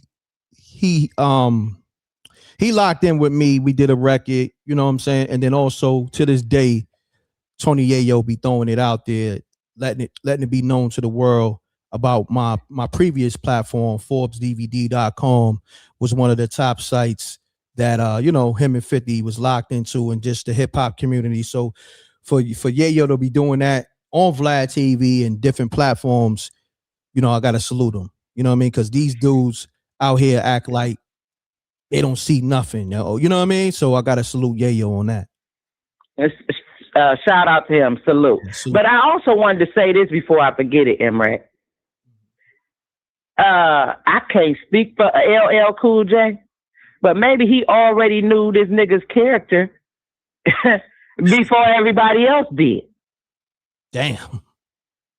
Keep going. Keep cooking. Think about it. They from the same place, Queens, right? Mm-hmm. Ain't LL from Queens? Correct. Maybe he already knew it. We just finding out about this nigga. Maybe he didn't want to be attached to that type of drama. Maybe he knew behind the scenes he was doing all this stuff even before he was a gatekeeper. Maybe he didn't want to be up under his thumb like that because he seen how he did other people. Mm-hmm. I don't speak for LL, but what he showed us now, who is he loyal to? That's where my mind goes. Uh-huh. And how does 50 get to choose what somebody say? That other guy was right. Correct. He out here speaking on everybody when he ain't even included in the conversation. He putting his 2 cents in. Mm-hmm. Why don't LL get to say one of his stories? That's the thing I don't get about 50 or Cameron. They can talk about, or Sloppy Joe. They can talk about everything and everybody. And Fat Joe be lying a lot of the times. I'm just going to say it, the unspoken word. Fat Joe is a liar. That's why Jada kids be over there covering his head and not saying nothing. It's facts. That nigga be lying. He in every story. He know everything. Mm-hmm. But I don't understand how 50 and Cameron, Jim Jones, they all talk about everybody. They all bringing up old stories. But the moment somebody, because people is there, M.Reck. Mm-hmm. People is, when they talking about these situations, other people are there. People in the shadows, people that's with flunkies, people that's waiters, waitresses, people that's +1 to one of the people with girlfriend. You understand what I'm saying? Correct. People are there. So when you bring up these type of stories, understand that somebody else got the real or pieces that you particularly left out. Somebody can put that pocket in there that you don't really want out. So maybe you should stop talking about stuff that you don't want all of the truth put out on. The thing that I love about you, M.Reck, you can say it all you want to say. Ain't nobody on earth perfect. Facts. But you ain't never said you was. I'm far from. And can't nobody go in your past and come up with this stuff all these goofies got on them. Nah. When you bring something up, when you was talking to JR, shout out to JR, that need to be dropped too. Yes. That clip that you put out. Yes. When you were talking to JR that day, you told and I'm just gonna put it out there. My youngest son used to tell me stories from school. It was like I was sitting there. You told the story so clear. Things that people wouldn't be proud of they would omit that. Mm-hmm. You put in the stuff that we would omit. Not me, because I don't care. But as a rule, people try to omit stuff. Mm-hmm. You get what I'm saying? Mm-hmm. You told the good, the bad, the ugly, and indifferent. Wasn't there left to be told? Salute. That's the problem. The problem with these people are they get on here and want to portray an image. You just being yourself. I mean, you ain't got to correct nothing. That's the only thing I know. I mean, this is my thing, right? The stuff that I do want to still address, I will put that out there because I don't really get too personal, but I'm gonna give y'all a piece of my personal life so y'all can understand. You know, I'm far from perfect, but at the same time, I don't have nothing on my jacket like a lot of these niggas got. You know what I'm saying? No PDF shit, none of that crazy shit. No, I didn't smoke, you know what I mean? No crack, none of that, you know, and I'm not knocking nobody. You dig what I'm saying? You know, I'm just gonna give y'all some personal shit that y'all may not know. But that's going to be down the line real soon because I'm about to really give y'all a personal side of my life. And we're going to go into that. You know, I got the M.Reck docuseries coming so y'all can really understand how much work I put in to get to this point. But also, even when they try to box me out, you know, I still never hated on nobody. Even with they take shit from me. Like, you know what I'm saying? I'm still like, yo, you know what? I'ma just create a whole nother situation. Like even you done created so many lanes. You done built the whole city. I appreciate that. You know, I appreciate that. But you know, this is what we're gonna do, Janie B. And I thank you. We got a lot of people calling. You know, you can call back. I'm gonna get them on. Let me say this though, M.Reck, before I get off, because I'll be done forgot this. Okay. If I can. Got you. When DJ Superior said what he said about DMX using, I felt that in my spirit. I told you I was a street pharmaceutical. Yeah. My oldest sister was out there. She was doing all kind of stuff to get high. And people gonna look at me crazy. They already do. I don't really care. But I love my sister so much. I made sure she had a certain amount so she would not have to be out there selling her body. She would not have to be out there doing all kind of crazy stuff. So some people do things that other people wouldn't do that's conventional. And I'm not saying he did nothing. I'm talking about my story. Me, Janie B. I had to make sure my sister was cool. I had to make sure my mama could sleep at night. Understood. So when you love somebody that's already out there like that, you do what you can do to try to make them get better. But when they out there and they done turn back the wrong way, you do what you can do to make sure they ain't out there in the streets. Correct. So I just wanted to say that because, I mean, I done told every other part of my story. So there you go. Got you. Wow. I didn't know that. That's deep. That's deep right there. Wow.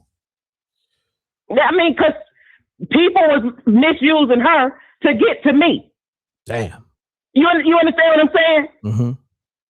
And when you in the streets, people do all kind of mad things to undermine your authority, to undermine who will deal with you on the upper level, to undermine. If we can get to her sister, then why y'all got so much respect for her? You get what I'm saying? Correct. So they play all kind of mind tricks, and somebody that's under the influence, M.Reck, all they think about is the next high. And they real apologetic afterwards, but you got a whole force of people coming at you. So I had to make sure my sister was straight. I had to make sure my business was straight. I had to make sure my mama could sleep. My sister had kids. I had to make sure people wasn't clowning them in school. So sometimes Even though other people say they wouldn't do things that way, I ain't other people. I did what I thought was best for me in my situation, and it worked. I respect that. JDB, thank you for telling us another in-depth personal story. And thank you for your assessment. Always platinum nuggets you dropping. And yeah, you're more than welcome to call back. I'm going to get some more callers because this show started off a little, sketchy due to iOS restarting my phone, and I had to, log into all my apps, and so everything was just crazy this show, you know what I mean? But we got it right. You feel me? I told you could talk about the weather and we'd show up because I didn't even know you was on. I just happened to turn on YouTube and you was there. I appreciate it. But I'm still going to do the work. I'm still going to give y'all content that's worthy. You understand what I'm saying? I'm still not going to just do any and everything because, and then also the algorithm, they doing a lot, man. YouTube, I'm going to say this. It's a lot of people that they pushed out the space, YouTube, okay? They discouraged a lot of content creators that was getting major numbers. I'm talking about millions of views, and I'm going to do a show on it, but I'm just saying, I'm not going to be one of them. I'm going to find a way. Even though it was a lot of people that took my style, took the blueprint, and then YouTube is rewarding them. It's cool because I got many styles. You know what I'm saying? And that's what they don't have. They can't still be in you. That's a fact. Many styles. So when shit go haywire, even with the technical side, I'm still going to persevere and still make it happen. I done did it multiple times. You was here. You witnessed multiple times. I was here.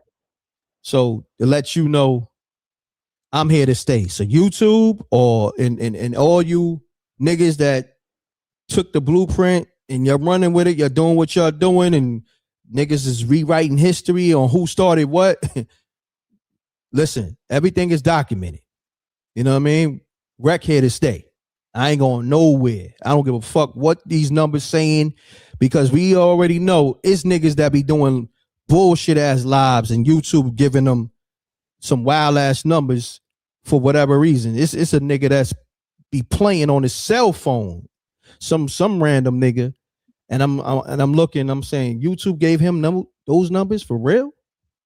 A nigga just really on his cell phone playing, but it is what it is. We still gonna put it. You fueling the people. They don't want somebody that's fueling the people. I'm not talking about clear people. I'm talking about you fueling melanated people. They don't want us fuel. You feeding our minds. You feeding our souls. You feeding our spirits. You breathing life into us. You breathing excellence into us. They don't want that. I ain't gonna get all preachy, but Yeah, nah, definitely. Janie B, I appreciate you. You're more than welcome to call back. I'm gonna hit these other callers that have been appreciate you more. Appreciate you. Let's get it. Listen, I titled the video according to what 50 Cent had in his caption. So be mad at 50, okay? Go look at his caption. I put on the screen. All right. And I'm gonna cook up how I cook up. Nobody can tell me. I got my brother JR on the line. JR, you there? Yes, sir. Salute. So anybody saying anything about the title, you're getting a great show. And at the same time, this is what 50 said. 50, now let me reiterate it real quick, JR. Run the likes up. 50 Cent, and I'm going to play the LL clip. This is what I'm going to do. I'm going to play the LL clip, but I'm going to say this first. 50 Cent, this was wild. When I saw LL say this, I felt like someone punched me in the stomach. I did this joint, then 13 other joints. This is why I don't work with ninjas, all right? So this is where the title came from. And don't tell me how to cook up content. This is what I do. The niggas that you watch now that started doing this a year or 2 years ago or 5 years ago, the niggas got the whole blueprint for me, all right? So pay homage, fall back, and be grateful. JR, you got the floor. Yeah, I mean, I don't know what they want, man. Yeah, I don't know. We just got a dope interview. That interview was fire. Salute. I don't understand what they want, man. I don't know, man. That was fire. But shout out to Miss Janie B, man. Love her commentary. Joint was fire as well. Real quick before I get into this, there was somebody in your comments named Darren Lynch 4238, and he was saying that he knows DJ Superior. Oh, what? I don't know if you've seen that message. Okay. They should put it in again. If you hear me, man, Darren Lynch 4238, rewrite what you wrote so Rec can see it. If he was saying tell him it's Darren and Donna. Okay, yeah, I do see it. Shouts to you and shouts to SJ. SJ sent me the screenshot a few minutes ago. You know, there's a lot going on over here, so I just wanted to help you out there because I didn't know if you've seen it or not. Thank you. Nah, that's perfect that you said that, because that made me look at my phone, because I know SJ, she be on it and you be on it. That's why I love the Rec Mob. Y'all my family. Yeah, when I don't catch stuff, y'all catch it for me. You know what I'm saying? So salute to you, JR, for mentioning that. But yo, JR, man, we got to do this sooner than later. Oh yeah, I want to say this. Thank you, brother. I got that too. I got the Cash App. Oh man, it was fire, man. That interview was worth it, man. You know what I mean? That was hard. But I just wanted to say this real quick, man. I wonder how Swiss Beats feels even about Jada, because he's running around with 50. He's doing a lot of business with 50, because I think he got even a coffee shop he's building out there in Louisiana. Mm-hmm. And if you, I don't know if you know, but I mean, I don't know who knows, but I know you probably know. Mm-hmm. But you know, Mozzie slumped one of his mans. You know that, right? Slump. He slumped his bodyguard. He slumped on Swizzy's bodyguard, and Buster was there. I don't know if you know about that. Yeah, but hold on, I didn't know. You saying it was Maserati Fox? Yeah, I heard it was Mozzie who slumped him. See, I didn't know who slumped him, but yeah, I heard about the situation, but I didn't know Maserati Fox was my man. Rest in peace. Yeah, God rest him. God rest the dead. Yeah, that's but, I wonder how Swiss feels about that even, you know, and that's how you know the industry is a funny world, man. Yeah. It's a funny world. So I just want to say this to the brother Superior, don't be discouraged. You know, God got good things for you. You hooking up with some of the good people, and if y'all got plans, you know, it's gonna work out, man. Don't worry about nothing. Sometimes you know, God is closing certain doors so that you ain't got to be around no foolishness. You didn't sound like a guy who's with the foolishness. Yeah. So sometimes God closes doors so that you don't got to be around the foolishness, and you can go do what you got to go do in your own way. Mm-hmm. And people got to start knowing that, and we got to start being respected as a person, because a lot of times we respect the guy with the money and this, and I'm gonna tell you this: there be a guy who's living just fine, and he way happier than to do with all the money and all that you see. Mm-hmm. So it's about edifying your soul, man. And I just want to put that out there. Shout out Miss Janie B, man, and shout out to the whole Rec Mob. And yo, Rec, shout out to you, man. And keep doing your thing, and you know, be encouraged, bro, for real. No doubt, JR. Forget what YouTube is doing, because the devil gonna play dirty all the time. You know that. You're already. Now I appreciate you. It's brothers like you, Janie B, SJ, and just everybody. Songs by Alicia, Gina Rose, Maybach Mel, Jose. I can name so many people from the Rec Mob. And I want to salute everybody dropping the super chats, because I'm going to get back to y'all. When y'all was dropping those super chats, y'all was dropping them during the time when Superior was speaking. I ain't want to cut them off. But I'm going to go back to the super chats and definitely salute y'all on that. And I appreciate y'all. We appreciate you, man, because, yo, I don't think I called in for even a few lives. But trust me, man, I woke up, started driving. I said, oh, Rec got something out? Oh, it's on deck. You know what I'm saying? So, like I told you always help. So I ain't nothing, man, to you know what I mean, to give back and to help that, so that we can keep this going, man, with good content and good edifying content. You know what I mean? Rather than the nonsense. You got dudes being smacked on live, and dudes getting beat up by a dude who made love to your wife. I mean, it's wild out here in the world. You understand, man? You get what I'm saying. I know you see it. Yeah, it's crazy out here. Nah, that's a fact, good brother. That's a fact. But yo, my nasty work, man. So we appreciate you, man. I appreciate you. Stay up. No doubt, JR. Stay up. And I'm gonna say this once again. Thank you once again. Not only You drop great commentary, but also all the support. You know what I mean? My brother dropped major cash apps, and like he said, he's dropping it not only because of the content is good, but he's dropping it so I can keep it going. And that means a lot to me because YouTube is playing a lot of games. So the fact that JR understands that, our relationship goes further. You know what I'm saying? Because I'm not asking this man for nothing. This man sees, he sees what's going on with his own two eyes. And he like, yo, you know what? I got to support this brother because I see how they playing games with the numbers. I see how they, pushing other platforms out there more. And pushing nasty things. Come on. Understand? Not edifying things, nasty things. Come on, just man. Told you two of them. Disgusting. Come on. But it's all good. That's why That's why I got the rec mob. That's why I got my brother JR.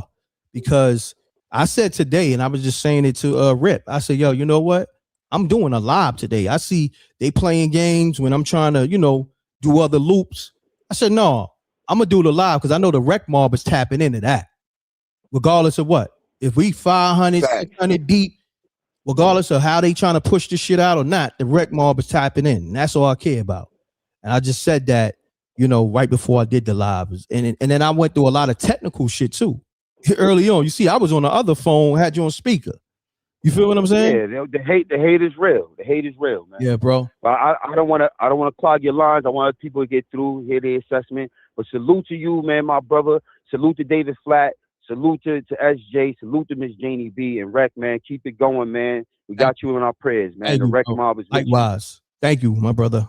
I got you. Yes, sir. Appreciate you, JR. One.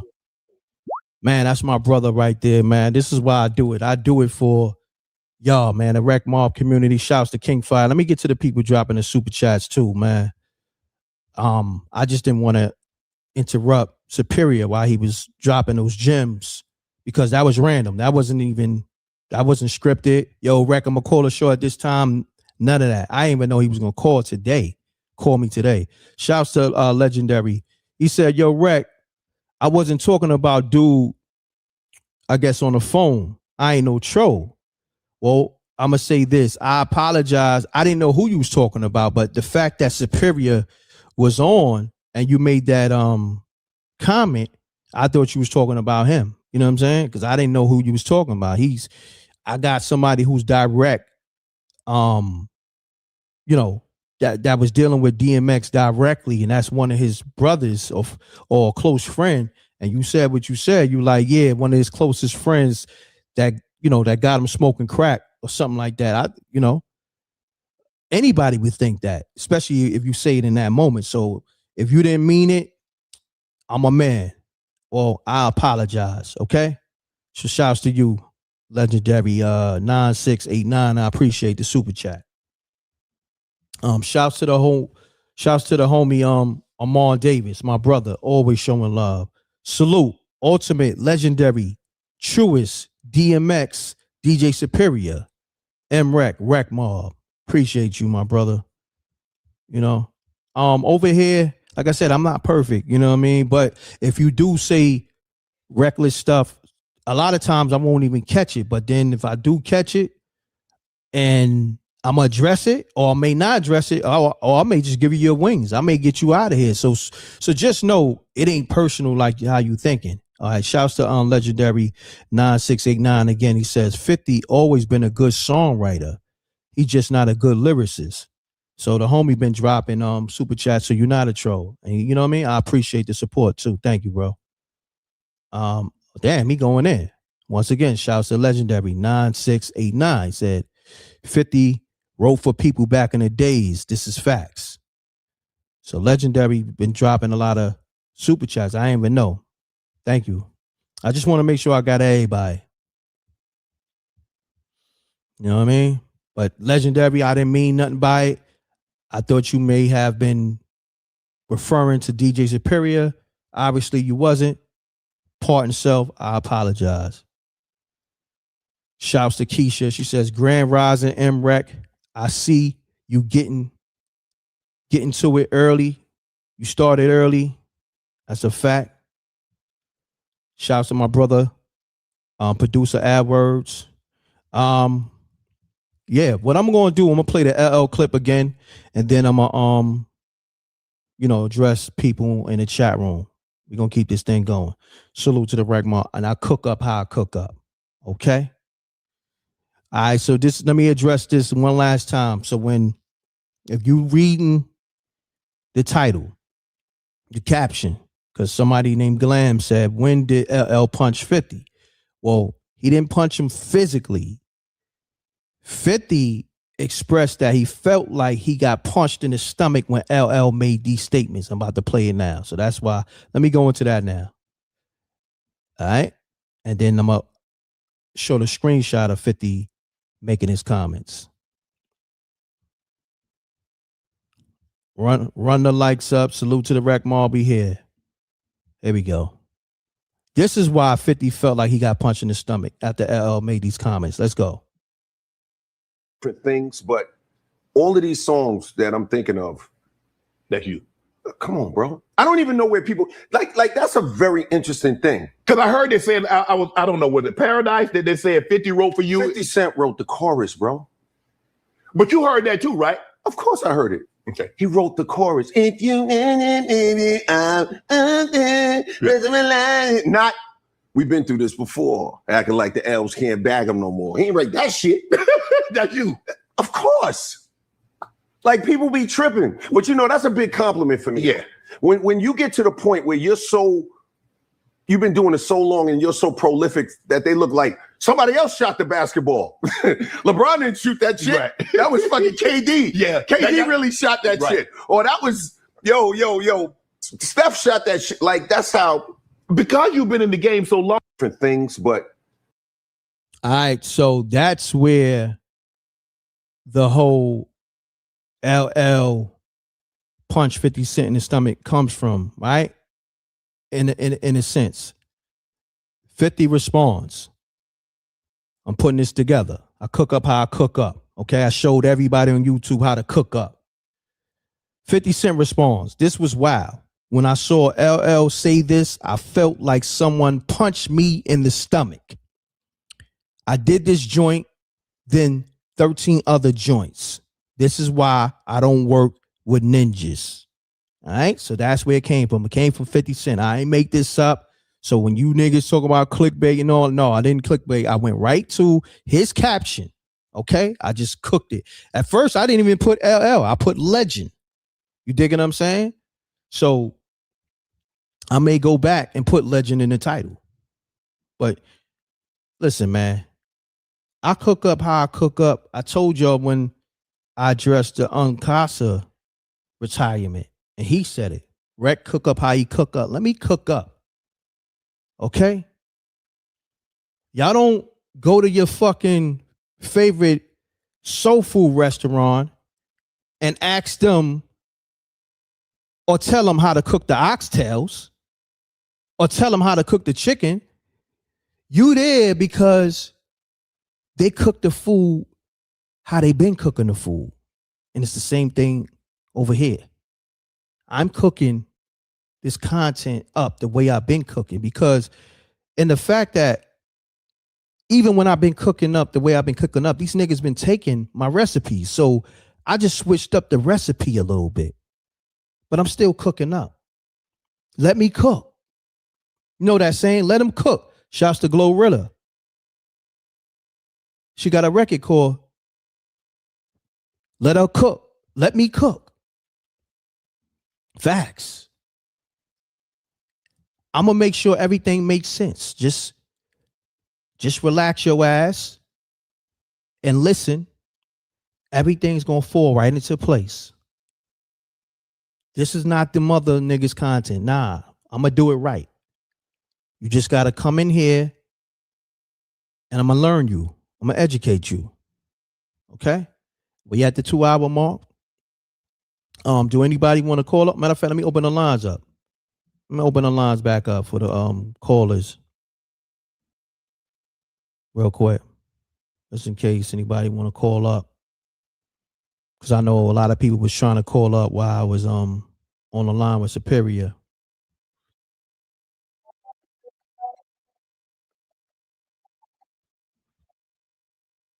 Mute your audio, caller. Mute your audio. Hold on 1 second. What's going on, my brother? What's up? This Carolina Hood, man. What's good with you, brother? Everything I would try to catch everything good, man. I would try to catch it until you ran it back just now. Okay. I just want to know this right here, man. Why did anybody need to know what 50 did for a legend? You know, I grew up off of LL. Mm-hmm. Now, I know 50 is a good writer. I mean, straight up. A lot of these cats is good writers. A lot of all the legends got somebody who write for them, write sounds.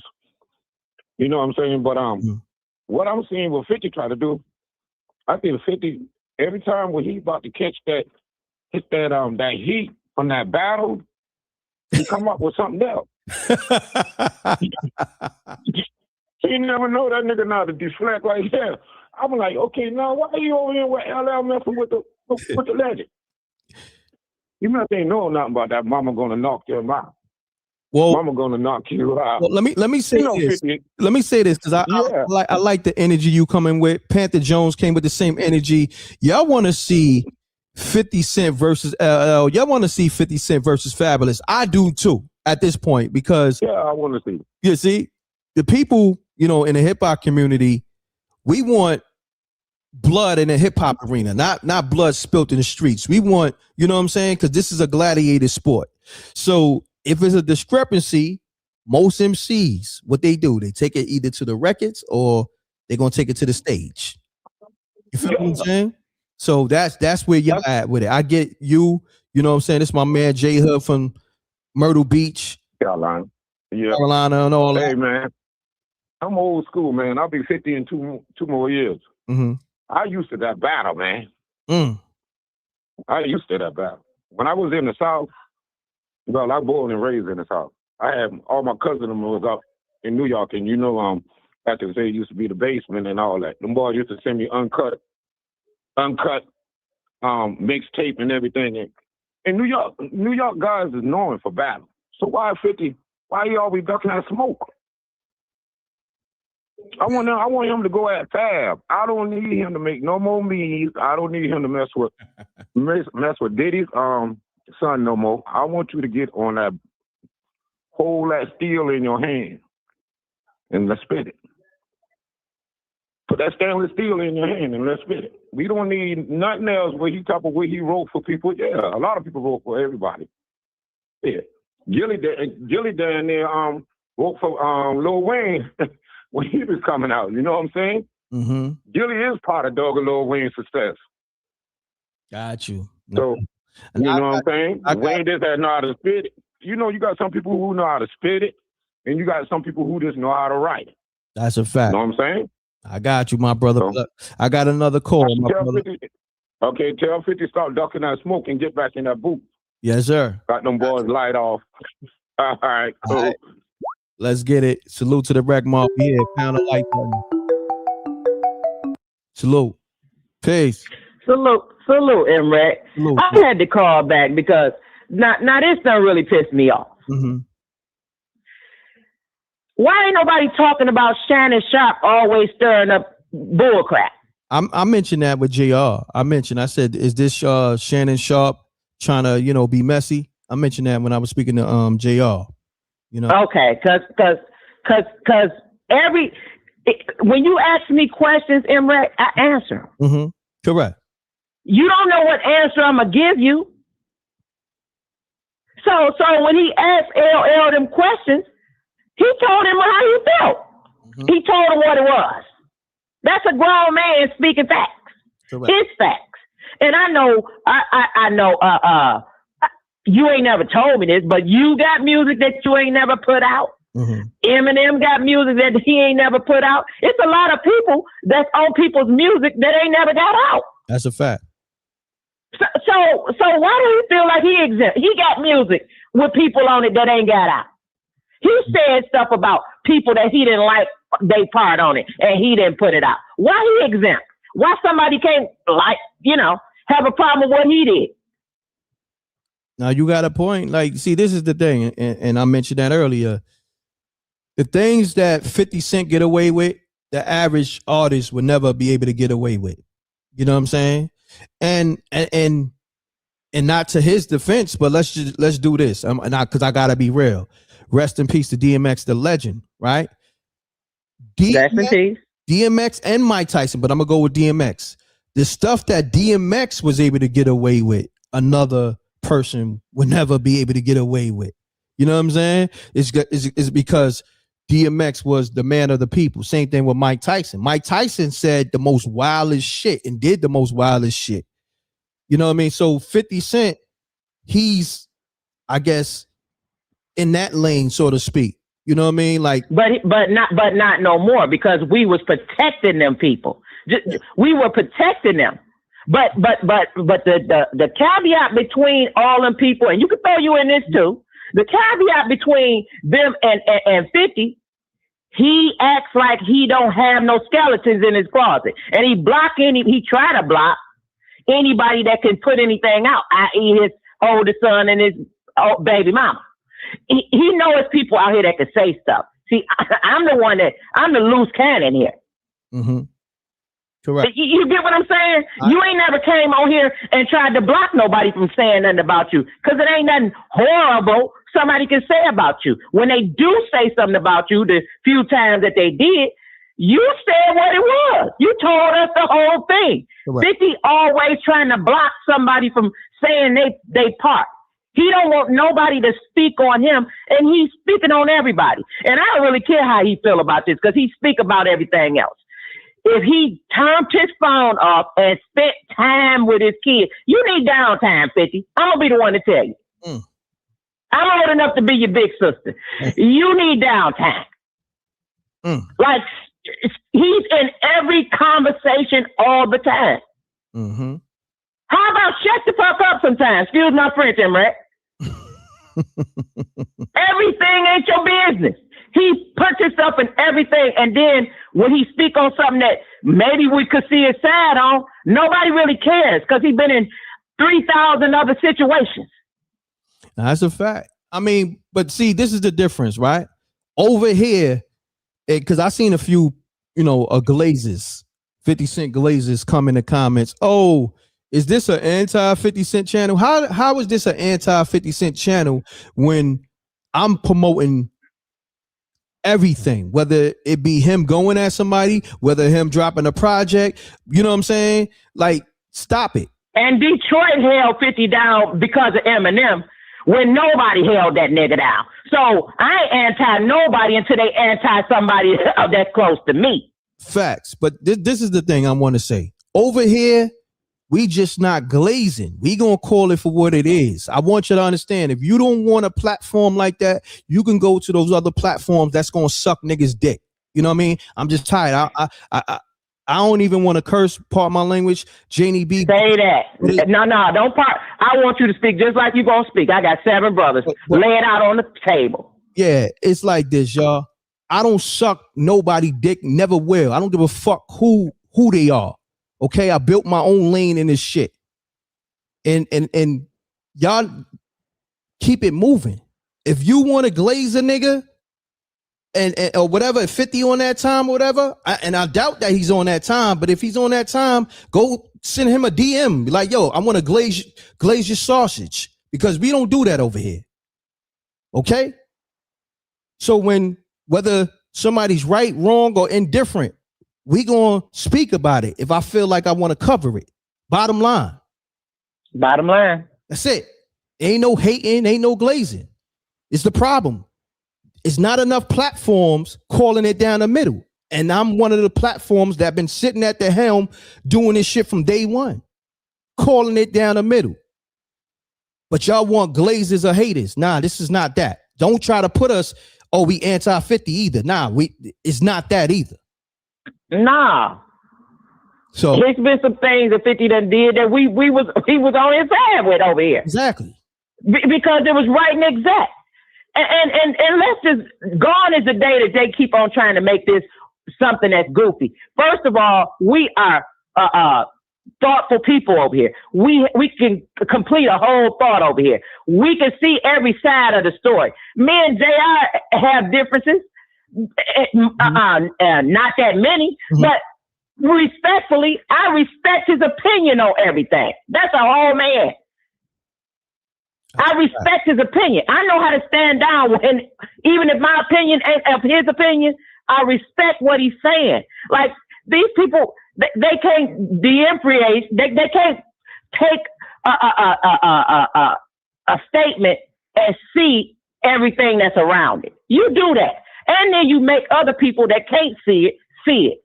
So if you're not on the side of being taught or led or open to seeing things different, maybe it ain't your place to be. That's a fact. Janie B, I appreciate you. I'm at that 2 hour mark. I'm gonna probably cap it off with one last call, and then we're gonna I go live again later because they doing a lot. So I guess I gotta keep going live. You know what I mean? They don't want me to thrive in the just regular uploads and shit. So I'm gonna just keep doing lives and keep, We'll be here for them. I'll be here for them. And if I ain't here about 20 minutes, call me. I ain't get it. Say less. I got you. Janie B, I appreciate you. Thank you. I appreciate you more. All right. Peace. This is the live show. I'm going to take maybe another call or two. I got my brother DJ Moschino on the line. We had Soup up here.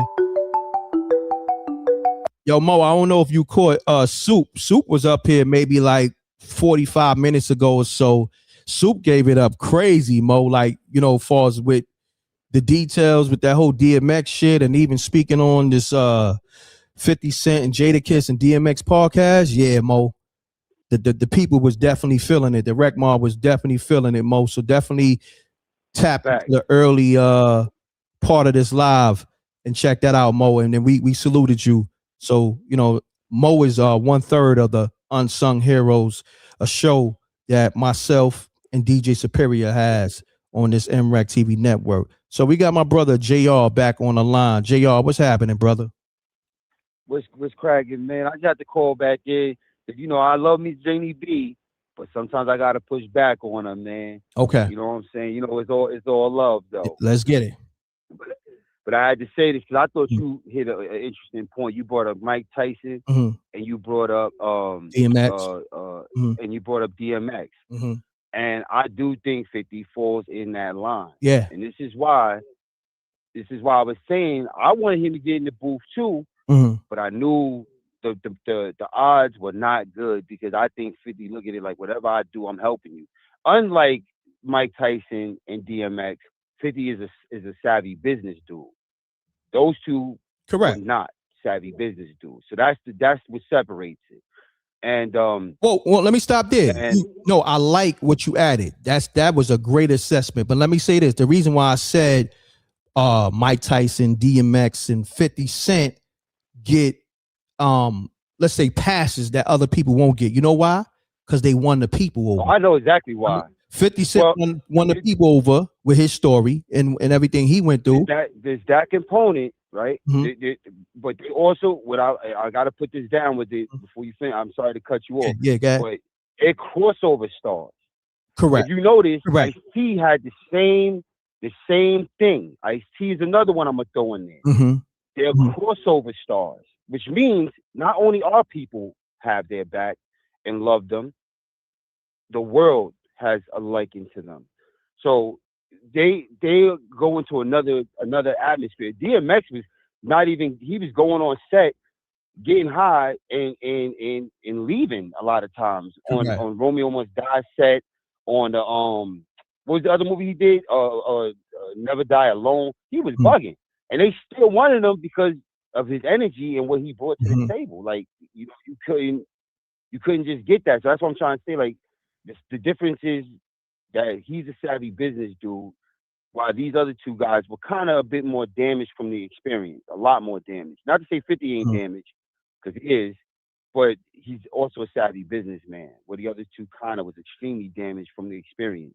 Correct. And one more thing I had to just push back on a little bit. I think people talk about 50 all the time. You know what I'm saying? Now, when you talk about his baby moms and his son, that's a whole different can of worms because 50 was smart and 50 did a lot of smart things to her, which is why she bit her. Let's keep it real. Correct. When he moved into the mansion, he didn't move her in there. He bought her house somewhere else. This way, that took away all her access to his money. That's why she tight. Okay?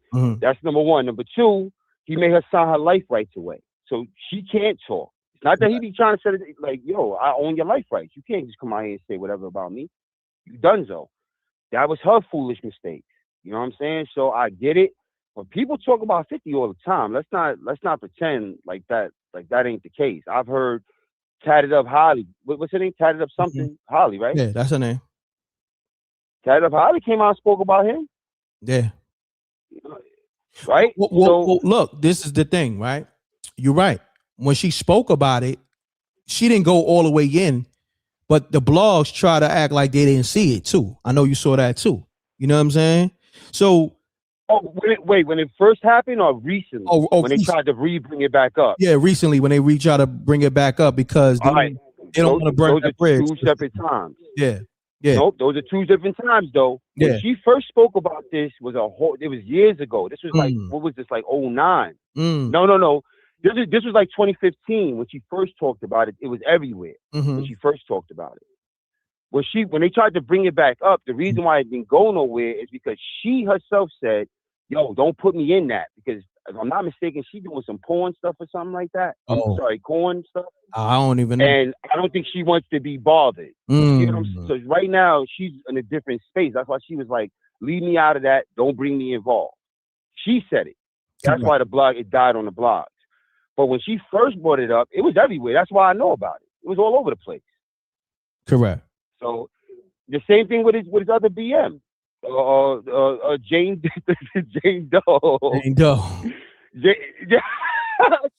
Jane Doe, right? She was saying that son kicked her in the stomach and all that other stuff. Remember? So look, man, but ain't no glazing over here, dog. We gonna call it down the middle. But we also gotta understand that 50 is in a different place. And the thing about 50 is he never claimed to be perfect. The smartest thing 50 does is let you know, son, I ain't different at all. That's the game he uses. Don't you understand? Yo, this dude was in an interview, Reck. I know you've seen this interview where he's asking, how much you think it will be to kill somebody? He got away with that. He's talking like this on a public interview, bro. You know I'm talking truth right now. This is why you can't separate one from the other, because he can be around them clear folk and be, Curtis Jackson, and then he could be somewhere else, and you see a whole different dude. He plays that game. He walks that line. So I give him. That's why I'm gonna say this though. 50, he don't like when you call it down the middle. I'm gonna be honest with you. That's his discrepancy with me. Because I keep it real. I'm not gonna glaze him. He like it one-sided. I'm gonna be honest with you. He like it one-sided. You feel me? No, that's a fact. I mean, but who doesn't? All these stars we talk about, who don't want it down like one side? Come on, you know it. Even when he tells his story in his book about his kid. Now, I think some of that is true. I think a lot of things about his first baby moms is true. That doesn't mean that some things she's saying ain't true. There's some things I believe that she's saying as well. Correct. You dig what I'm saying? So I do think she got a lot of bitterness with her, though. But I do think there's some things that she's saying that I could see it happen. I'm like, yeah, that probably happened. But they all wanted down their way. You know that. They all right? wanted. They all wanted. Yeah. They way. Yeah. They all wanted to favor them. They own it. They all wanted their way all day. And this ain't motherfucking Burger King over here, okay? Yeah. You can't have it your way. You can't have it your way. Like it's BK. Okay, it's BK, but it's the M.Reck way, okay? Down the middle, okay? That's the see, and I'm gonna tell you, this is what he said in the presence of me, but not to me. And I think, matter of fact, you asked me the question. My man asked 50 for a drop for Forbes DVD. I was right there. I'm the face of Forbes DVD. He says to my man, well, I'm right there. Didn't say to me, no, I'm not giving a drop. And my man said, why?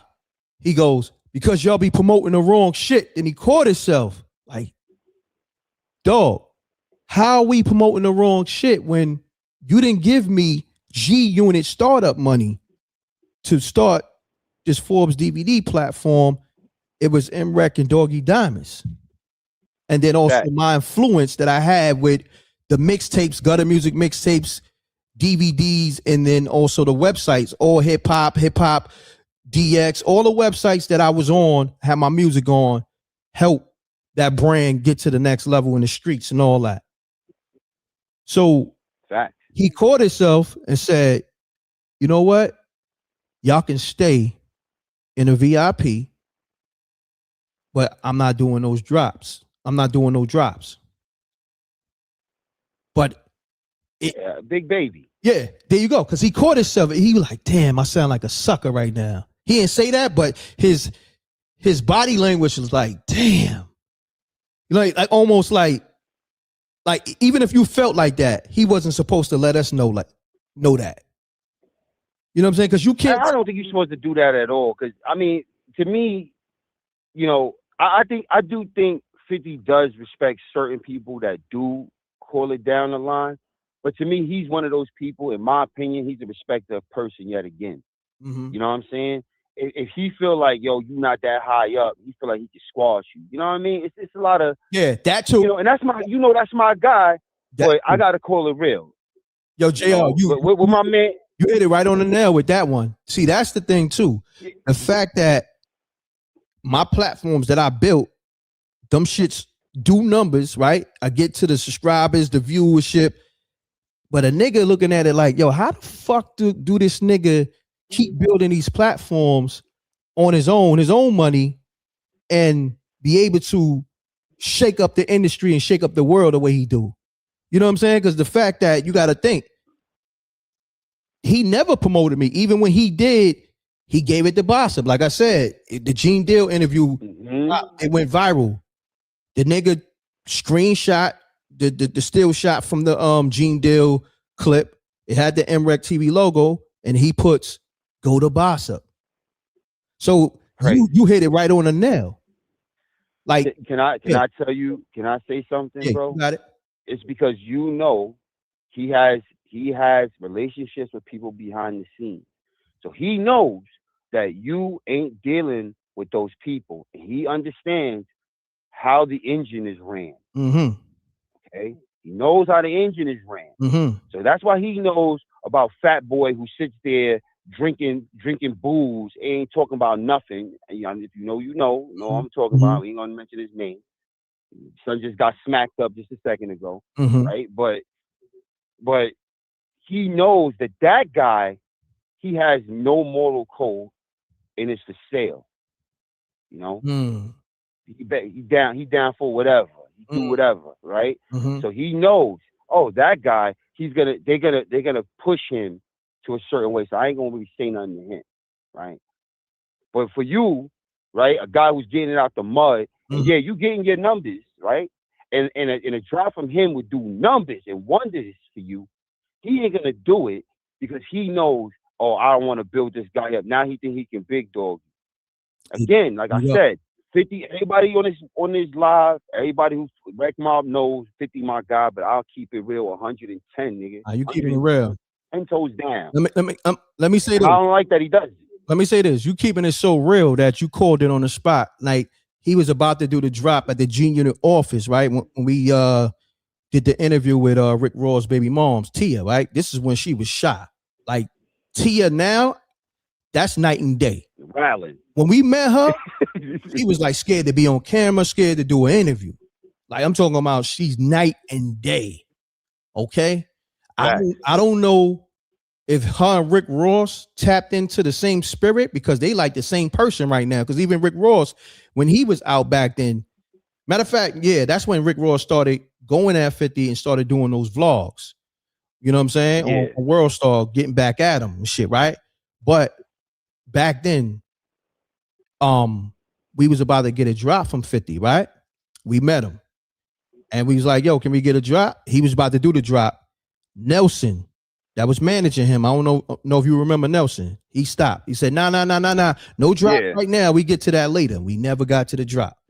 And so you saying what you're saying is right and exact. Nelson knew how powerful especially at that time, how powerful that drop would have been for Forbes DVD.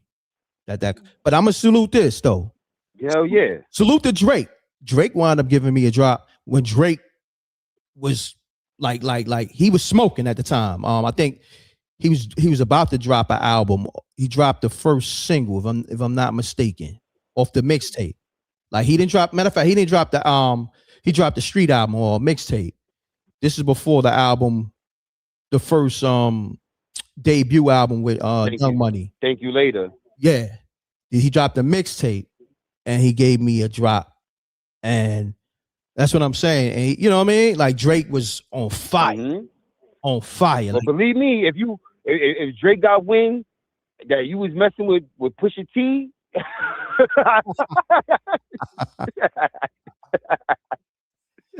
And you know what's they all the same. You know what's the part that you say that? Yo, JR, you so smart, you on point.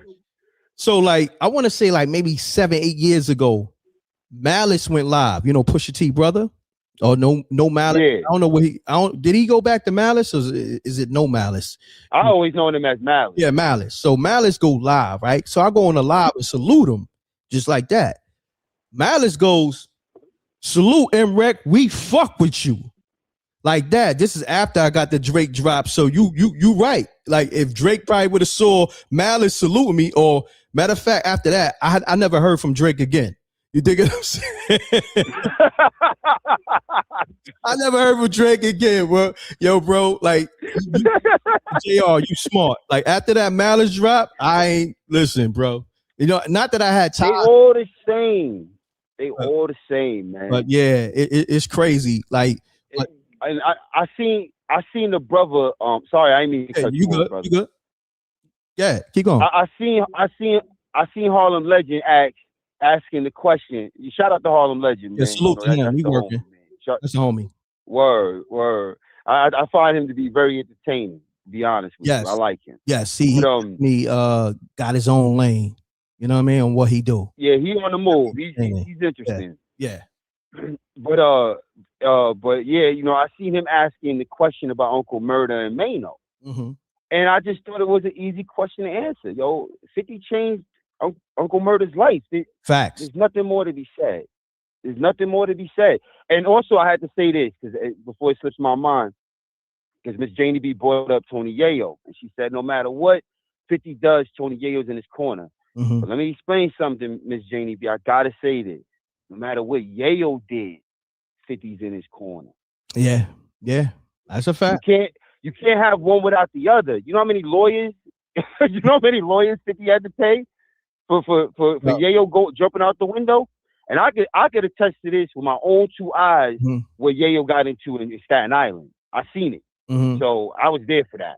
I don't know if anybody know. If you know, you know. We ain't talking about it. But I'm just telling you that Jimmy Hinchman thing. Yeah, there was a lot going on that we don't know about because you know one side ain't telling and the other side is. We know because one side is telling. But there was a lot of things that went on. That's all I'm gonna say about that. Nah, that's a fact. I ain't gonna hold you. Think about it, right? Even to add on to what you're saying,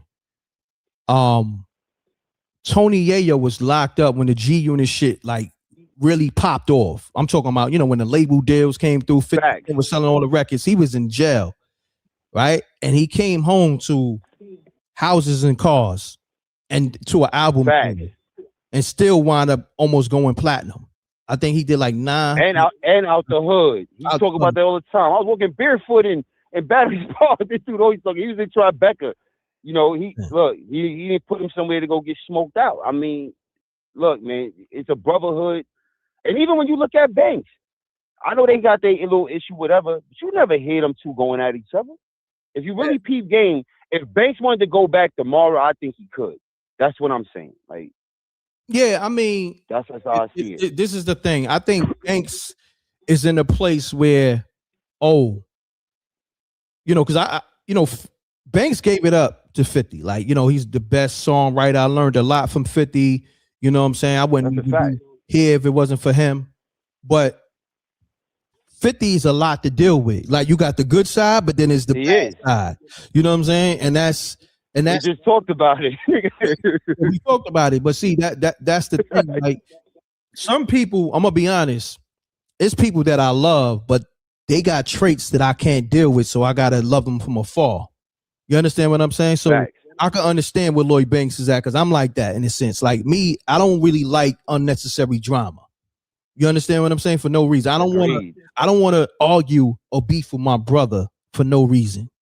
You know what I'm saying? Because we can always just have a conversation about anything so we don't go, you know what I mean? We don't go there. We don't clash.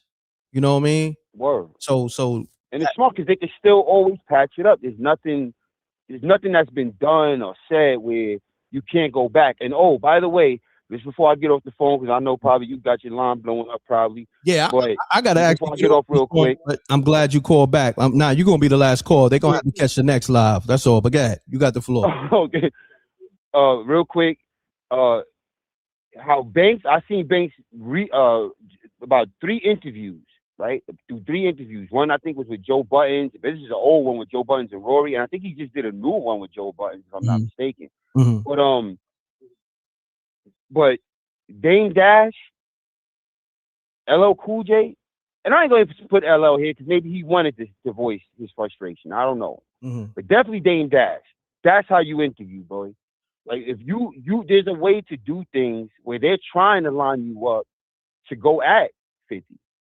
Those questions asked to Lloyd Banks was lined in a way to try, because the way they even went into it was like, oh, you know, you so lyrical, you so this, you so that. Oh, what was it like working with 50? See what I'm saying? It's a lineup. Of course. To annoy you. So the way Banks handled that, come on. There's a way to do it. It's a smart way to do it. This way you don't burn no bridges.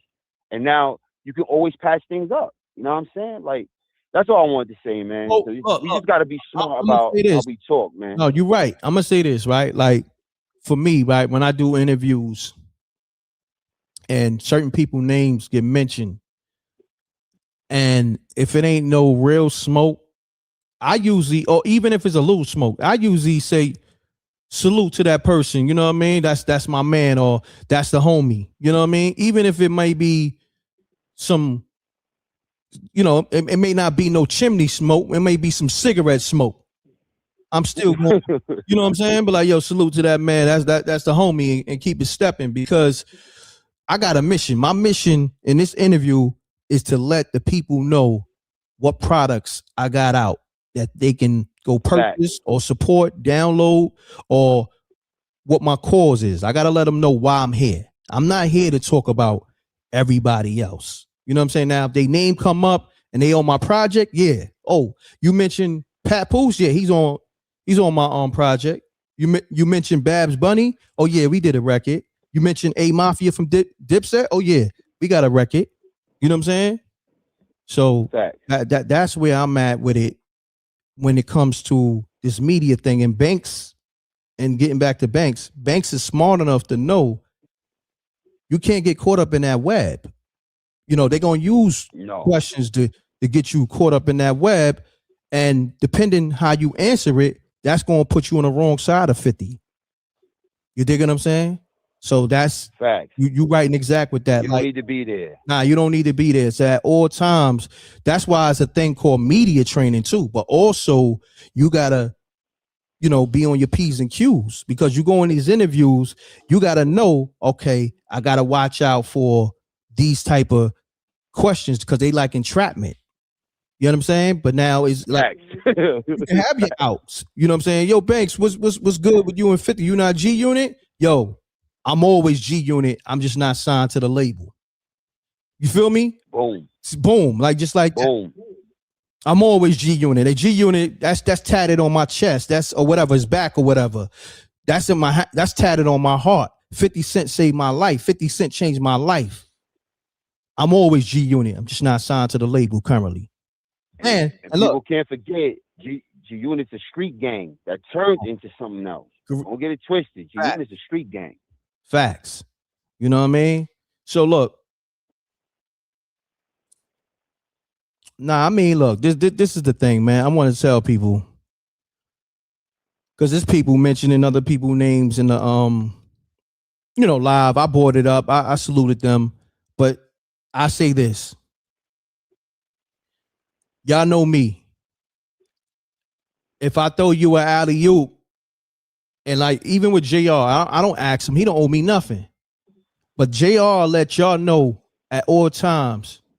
Salute to M.Reck. He gave me a voice to speak. I love it over here. Yo, anything this brother got going on, I'ma support it. That's what I'm about. If I throw you an alley-oop, don't try to rewrite history. I don't even want the praise. But now, if you say, like, for instance, even if you didn't say that, JR, I don't want to hear you on another platform. Man, I was the one that got M.Reck popping. You feel me? I'm really the guy. Yeah, you seen, everything started with my phone calls. The whole M.Reck, everything M.Reck doing started with a JR phone call.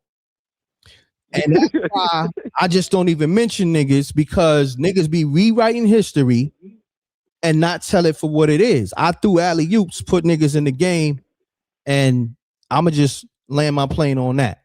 Because if anybody want to know, if you ungrateful, you unappreciative, I'm gonna leave you where you at. You get weird, because that's weird energy to me. I don't fuck with that energy. Facts. Soon as you get weird, just salute. I'll leave you right where you at. Yeah, if you don't salute, I can't rock with you. And it's the same way if with niggas that come in the game using my blueprint or even motivated to do what they doing on this YouTube or content space. If you don't salute, I can't rock with you, because anybody that came before me, I salute. Ralph McDaniels, Fab Five Freddy, Sway in the Morning. These are my OGs, and they salute me at the same time too. They love the fact that they was able to pass the baton to me, and I'm holding it the way I'm holding it down for the coach. Sway is legendary. Legendary. You know what I mean? That's Ralph McDaniels, legendary. Come on. You know what I'm saying? Funny enough, even Lala, B. I mean, if you're from New York, then you know, man. Lala used to be outside TRL on 40 Deuce. That's like fact. Outside. You know what I'm saying? Like you can talk to Lala. She put her work in, man. Like, look, and my, I don't like. It don't really cost you nothing to salute.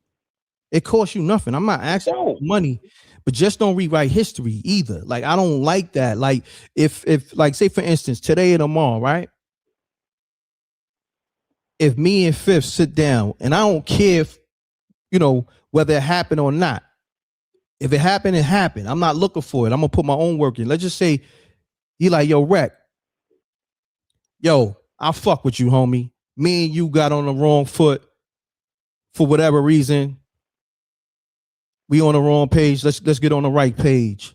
Yo, I'm gonna introduce you to the people at Stars, and yo, they got some money over there for you. I put the good word in for you. You know what I'm saying? Like, because Mano talked about a situation where he put a call in with Atlantic and got Mano a situation over there. So if he do that, I'm not gonna rewrite history and say, mind you, I've been doing it independently, but I'm gonna say, yo, look, salute to 50 Cent, because I was getting this independent money, but he changed my life when he put that call in to Stars.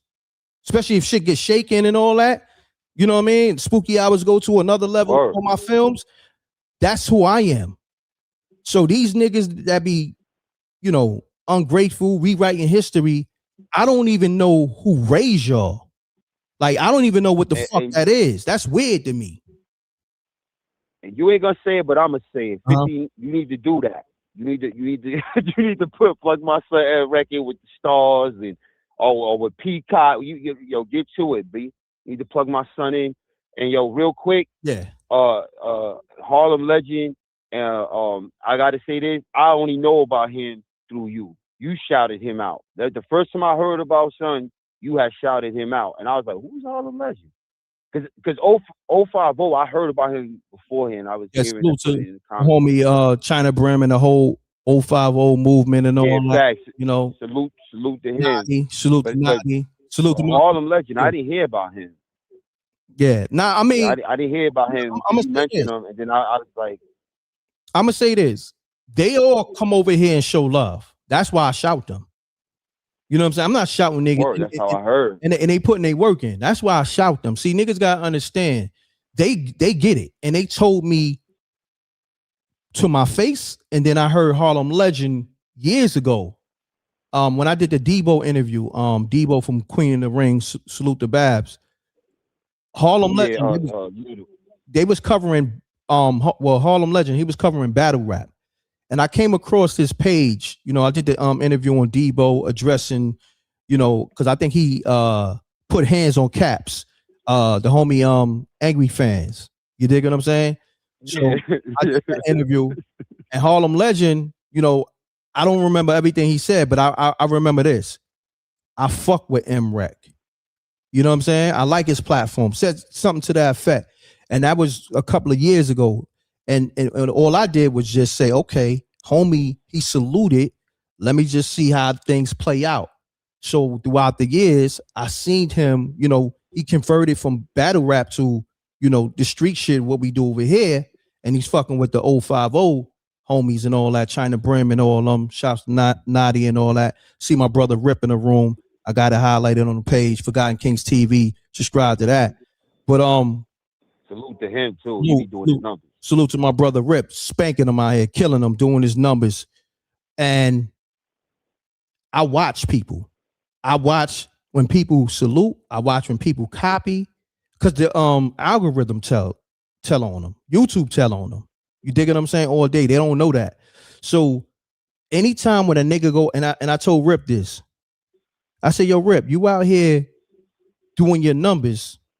I said, nobody, and this is when me and Rip first started speaking maybe 4 or 5 years ago. I said, nobody from YouTube saluted you. Nobody from the industry saluted you. I said, you out here killing shit, my nigga. You killing shit like you got a whole staff. This nigga was doing, I think at the time, he had 100 million views. You get what I'm saying?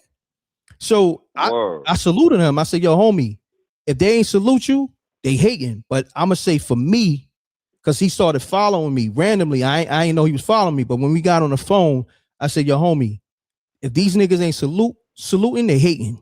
I said, but Joe, you know what? Never mind them. I got you, homie. Salute. You doing your numbers. And that's how we built from there.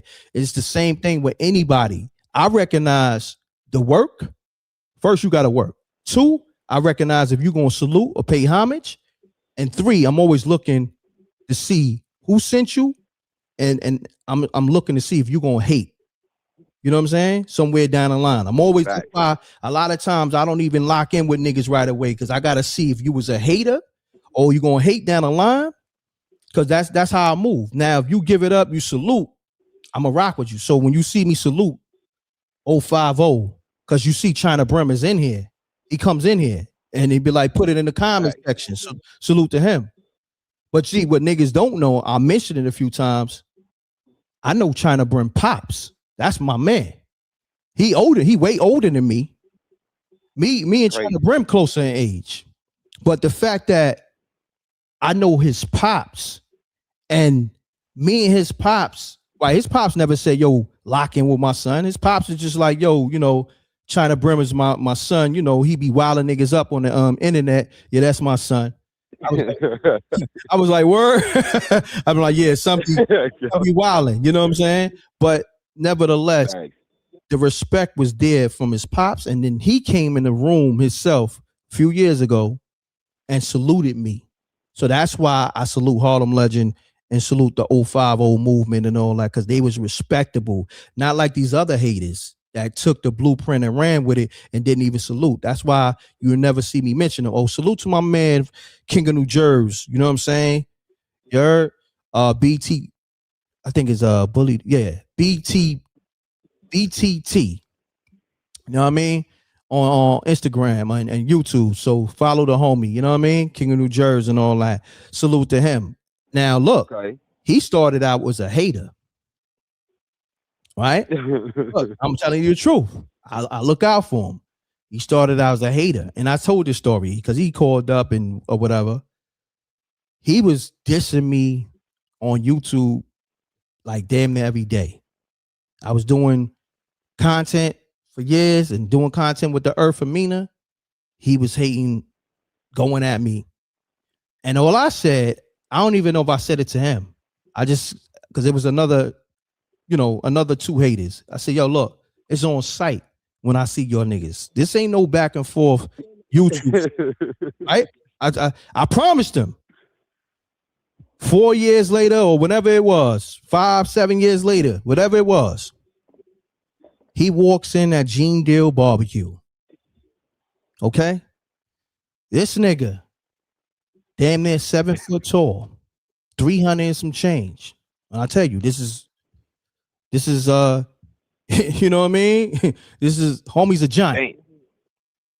But when he walked in, because I never met him, when he walked in, I automatically, you know how like back in the days when it's on, you ever be like, oh shit, now it's on, like shit's going on. Like I'm in Gene Dale Barbecue, sitting at the table. I wouldn't say it's sunny, but it started getting dark outside. You feel me? Like the sky went dark. Lightning started coming down because I'm, you know what I'm saying? I feel like I'm Thor. So like his presence alone made it dark. And when I looked at him, I caught eyes, right? I looked over my shoulder.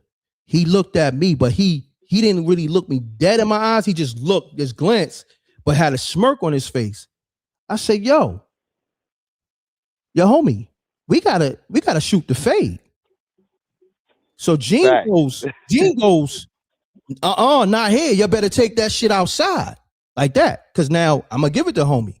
Homie is tall. He got me on the size, everything. But I made a promise to him. All that fly shit you was saying on the net, I don't give a fuck. If you was 9 foot tall and 1,000 pounds, we gonna have to address this. We gonna have to work this shit out. So we went outside. I said, yo, son, what was up? What's up with all that? That shit on the internet. Nah, Reck, that shit was just me trying to get my YouTube up. He said, yo, me and Gene Dill's family.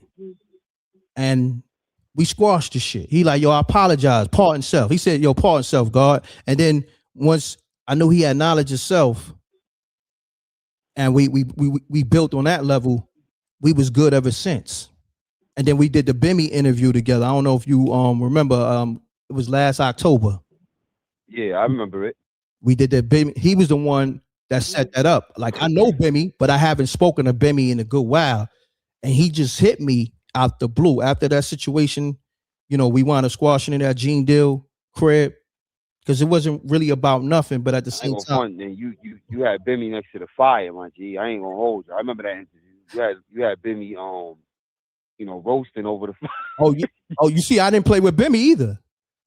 You had Bimmy in the hot seat. I right to it. I said, yo, Bim, nigga saying you was a CI for over 40 years. I got right to it. I'm like, damn. Yeah, see how you said that? Damn. Yeah. Listen, bro, I am who I am. Like, and I tell niggas, I'm not I don't portray to be no thug or none of that, but I'm a man. I'm not here to play with none of you niggas, and I never played with niggas. That to me, that shit funny style. Listen, the only time I'm gonna play with niggas unless I'm playing on a ball court.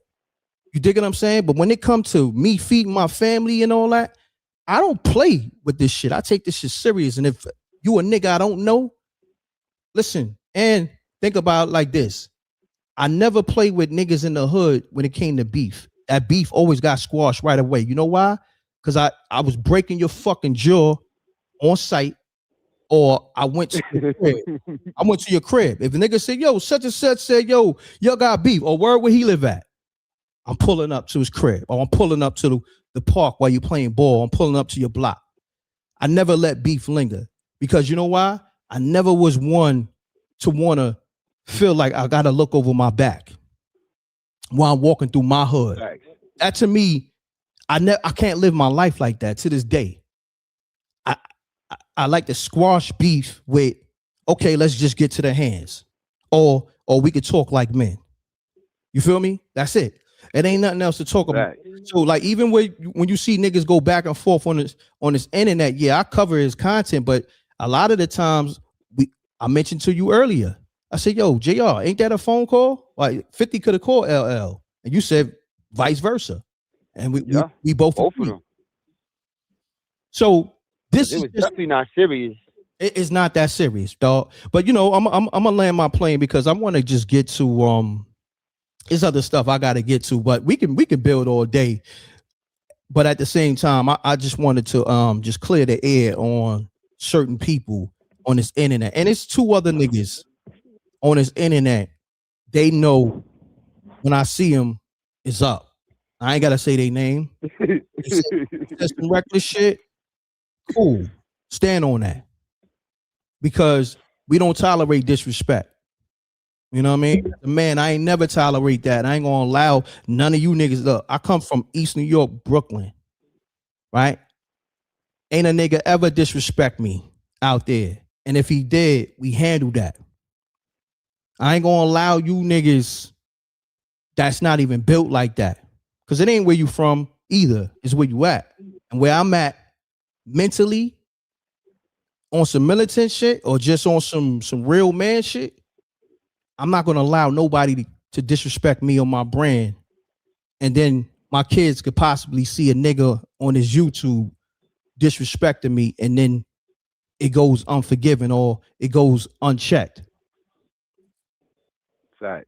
You niggas, y'all playing with this shit. This shit is bigger than content because you know why? This shit is forever. So you go say XYZ on whoever and y'all squash it, that shit is forever. You know why? Because it's always documented. Somebody is always going to download the files. YouTube got the files. Just when you think you deleted it, it's still there. It's digital footprints. Somebody got it. That's a fact. So that's why I'm very cautious on what I say.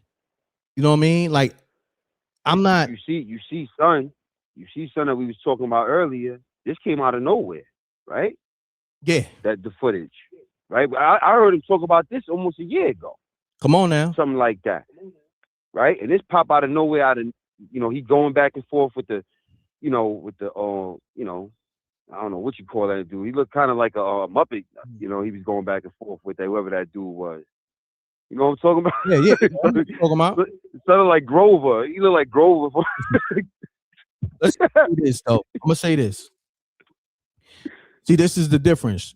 Niggas is getting, I'm gonna just say, allegedly slapped when they got security. You know what I'm saying? That's what you're talking about, right? Like, you got security with you, and niggas is still, whether they landed or whether they swung on you, let you know niggas don't give a fuck about you or your security. You feel me? So, well, actually, I'm talking about the comedian who went back and forth with the dude. Oh, the dude he went back and forth with looked like Grover from the from Sesame Street. Oh, okay. With glasses on. Got you. You know what I mean? But when he went back and forth with him, now the video surfaced with him with the woman. Come on now. So where that came from? Because he talked about this a minute ago, and now out of nowhere the video's out here. So I'm just bringing that up because you piggybacking off what you said, that dudes be thinking things is erased or they ain't got no footage or whatever. I mean, hell, did he? That was what, 2015? And out of nowhere in 2024, the video pop up and Diddy stomping somebody out in a hotel lobby. So listen, you never know. This digital world we living in is wicked, homie. Listen, man. And I'm gonna say this, because I got respect for two of these. One of them is a freedom fighter, a legend, of course. Malcolm X, and then you got the Nation of Islam, right? I got respect for both. Both. All right. If it wasn't for the Nation of Islam, we won't even know Malcolm the way we know him, right? Fact. Malcolm did the work. Okay, did the work. He was a scholar. Pardon himself. He was a scholar.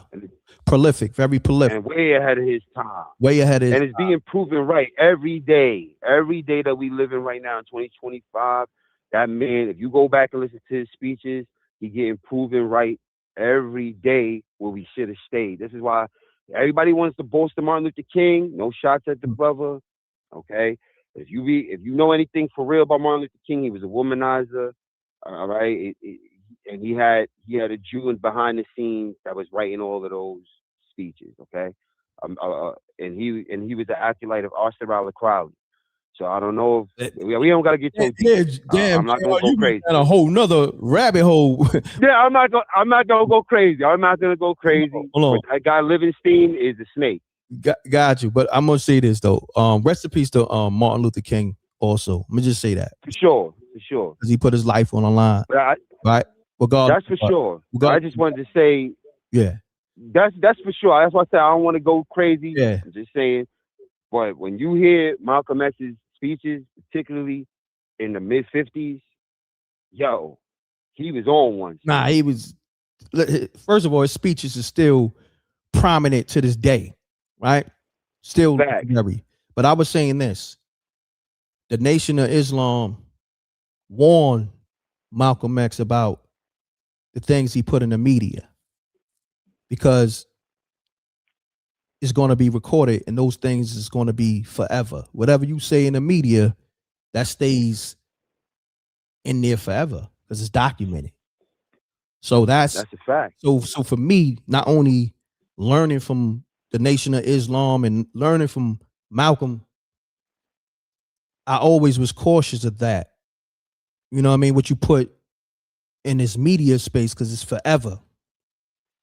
That's a fact. It's a gem. That was a gem. I don't know if Malcolm, I don't know if it resonated with Malcolm like it should have, but regardless of what, it resonated with me.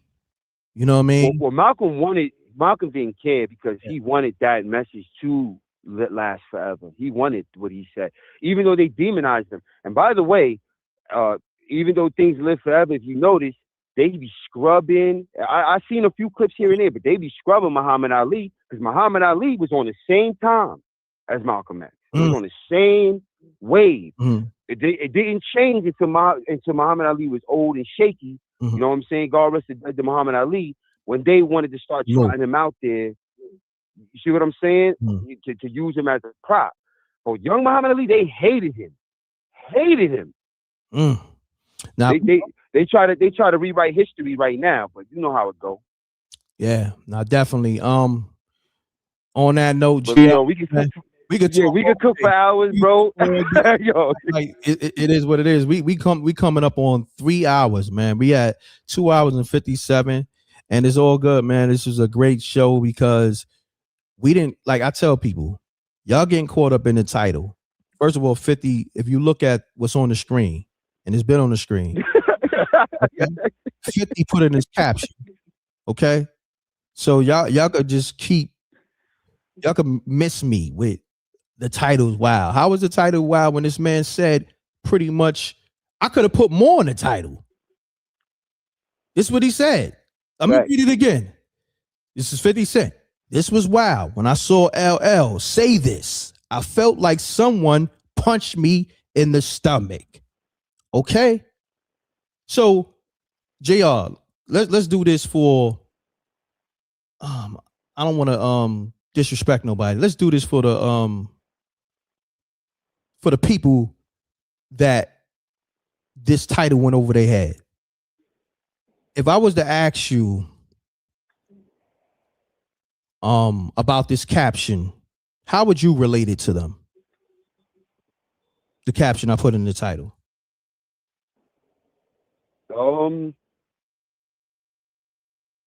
That's a good way to put it to me in the title because it brings people in to come find out what's going on. And then when you get in here, you see that 50 actually said that he felt like he got punched in the stomach. And then we can start listen, man, I don't want to go back and talk about numbskulls. Numbskulls is gonna be numbskulls. No disrespect. You know what I mean? No disrespect to nobody. But I'm just saying, like, come on, bro. Your grace, but JR just called your numbskulls. But look, this is the thing, right? With me, it's never no clickbait. I just cook like everything that these niggas is doing with their titles and even goes off and just everything, breaking news. You know, before the actual news was doing it, because they was doing it first. You know what I'm saying? The mainstream media and all that. This hip hop space, that breaking news shit. I've been doing that shit probably like over 10 years. If you know, you know. You dig what I'm saying? So the way I cook up, the way I frame my shit is the way I frame it. The way I cook. It's just the way I cook. You feel me? So on that note. And by the way, it's to me, we moving all over the place. It's about building and getting knowledge itself, man. You know what I'm saying? That's how I take it anyway. You know, we always go from a surface to an undertone, and that's how we build. And real quick, Reck, because I know you're about to get off, I want you to go do what you got to do. Yeah. Somebody asked in the comments, I think Hashim 144. He said never heard about a Crowley connection with King. King and Crowley was not connected. It was Levinston who wrote his speeches. Levinston is an acolyte of Crowley. So if you know, you know. Go to the background, do your research. You know what I'm saying? And this is not to shoot at Dr. King, because I just want to put that out there too. Because in the end, before he passed, he actually had his eyes open. So this is a lot of deep things. I don't want to sound like I'm just hating on the brother. You know what I mean? I'm glad you cleared it. You know what I mean? I'm glad you cleared the air with that. You know what I'm saying? And this is what I want to do and want to say too. And I want you here for this live too, JR. You know, the Black Panthers, the official Black Panthers, put a ban on Paul Birdsong, I think his name is, the guy who's, he started this new, this new movement, this new Black Panther so-called movement in Philly. I don't know if you've been tapped in with that. No, I ain't tapped into that. Oh, hell no. Yeah. But see, this the thing is, homie, he was BLM. He was what you call that, Pyru and Crip, multiple things. I want to do a live on that and really break all that down and get into the whole Black Panther putting a ban on homie. Now he's calling the movement the Black Lions movement, something to that effect. But we're I'm interested in this. Oh, yeah. I'm interested in this. Yeah, that's because we got to get back to the information. You know what I'm saying? That's really this hip hop shit. I love it. We're gonna do that, but we're gonna get back to giving the people the information. Yeah, if y'all know, the Blackout Show, Peace to the Earth, Amina. You know what I'm saying? Salute to Talib. The homie. I'll be honest with every show. Mm-hmm. Every show you do, I always feel like we start one place, but then we kind of swivel into, you know what I mean, the meat and bones and the potatoes of what's actually going on. It's just something to bring people in and start chatting. And we go where we gotta go. So it's dope. But I'm really interested in that. I'm about to start looking that up. Oh yeah, Black Lions. Yeah. Well, yeah. The guy name is Paul Birdsong. You know what I'm saying? Look him up and do your homework. Like he was he started this new Black Panther movement in Philly, and a lot of people was calling him out because he was doing a lot of antagonizing with police. So people was looking at it, at homie like, yo, he got agent behavior. And to come to find out, he was with the Black Lives Matter doing the same shit. And oh, hell no.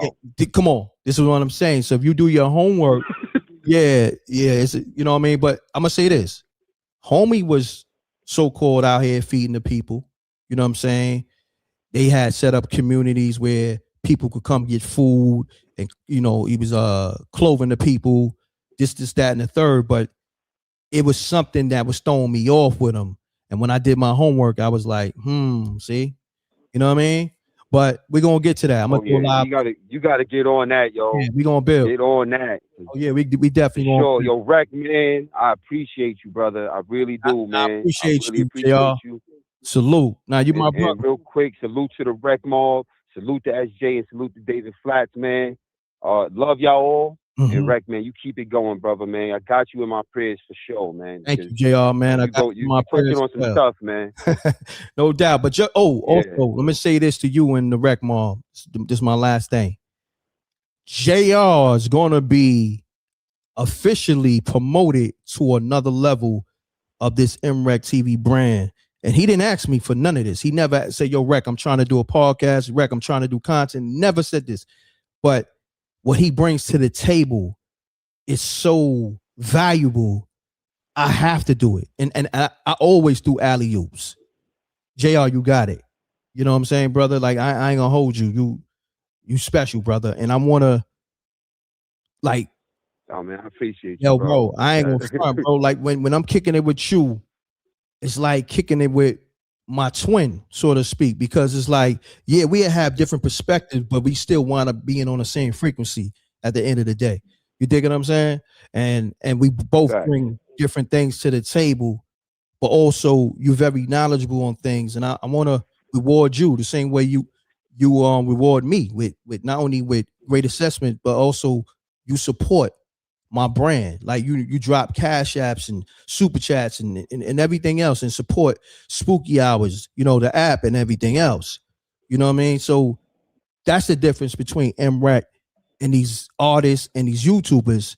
Like, I gotta feel like I'm giving back, because I don't just want to take. It gotta be a give situation, give and take.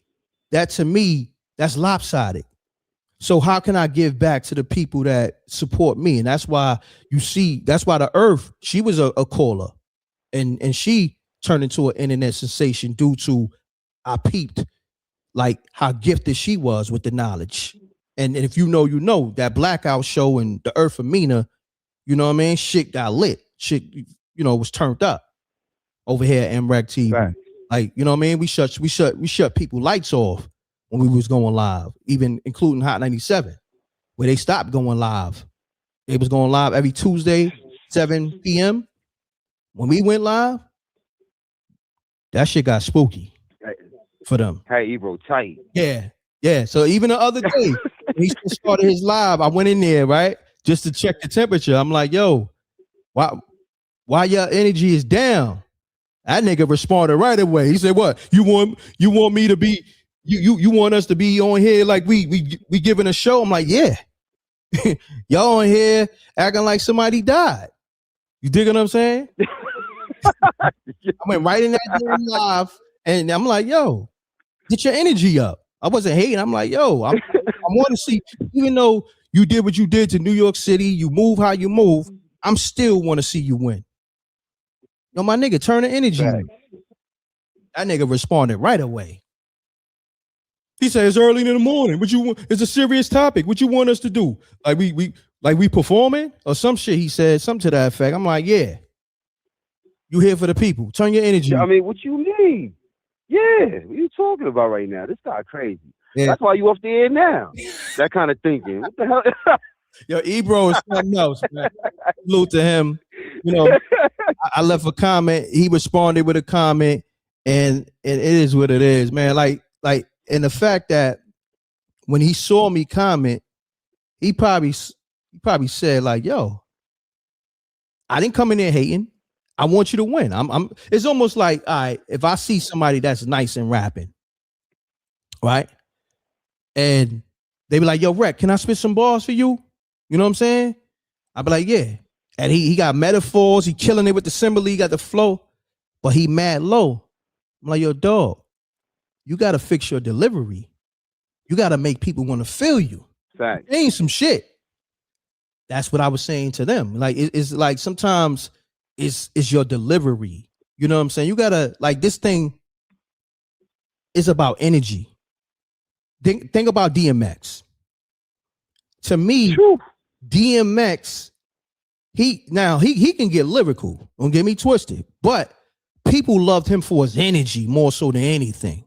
Okay, and how spiritual energy, boy. That energy, nobody got that energy. DMX had is unmatched. You feel me? So energy, it could take you a long way. Mike Tyson, he got a certain kind of energy.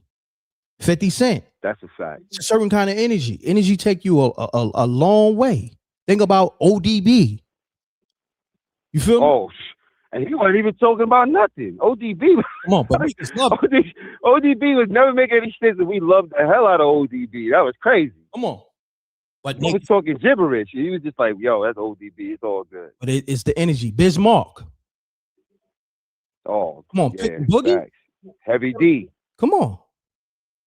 Come on, man. Like, you know. And I just want to say this too, Reck, man.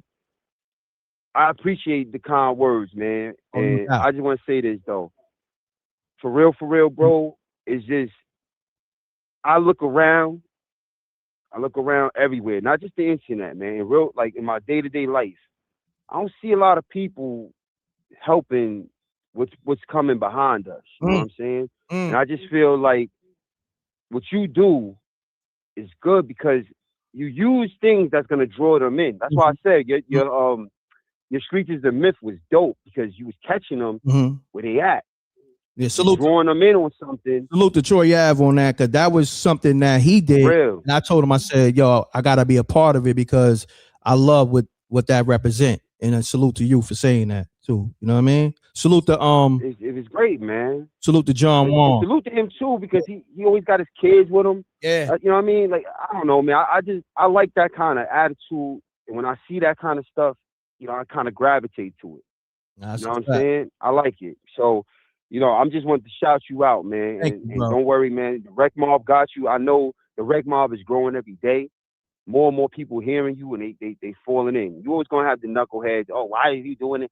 Listen, don't worry about why you're doing it. You don't like it, get out of here. That's a fact. Yo, on that note, JR, man, thank you once again for your day. And I will be live later because that's where I thrive at, because they trying to box me out. You know what I mean? With my regular uploads, they trying to box me out. YouTube, I'm talking about. You know what I mean? They got their picks. They pushing who they want to the top. Okay, fuck it. I'ma just rock out. You know who that is. Yeah. You know who that is. It's cool. Lane. Cool. But anyway, on that, double deuces and double deuces. JR, man, you be safe. Peace, y'all. All right? Peace, my bro. You too, man. Love y'all, man. Be safe, y'all. One. All right, y'all. So I'm off this, man. I've been on this shit 3 hours, man. I didn't even really properly eat. I'm gonna take me a mean shower. Shouts to songs by Alicia. You know, another special Rec Mob family member. Shouts to SJ. Shouts to Sensei Rep, Forgotten Kings TV 2.0. Go subscribe to that channel. Also, the M.Reck and Rip Network. Go subscribe to that. Okay. So on that note, let me see. Rip just sent me something. See, Rip is the type. I'm over here cooking, and then he'll send me some shit, some breaking news shit, and then I got to get back cooking again. Oh shit. He said, my son.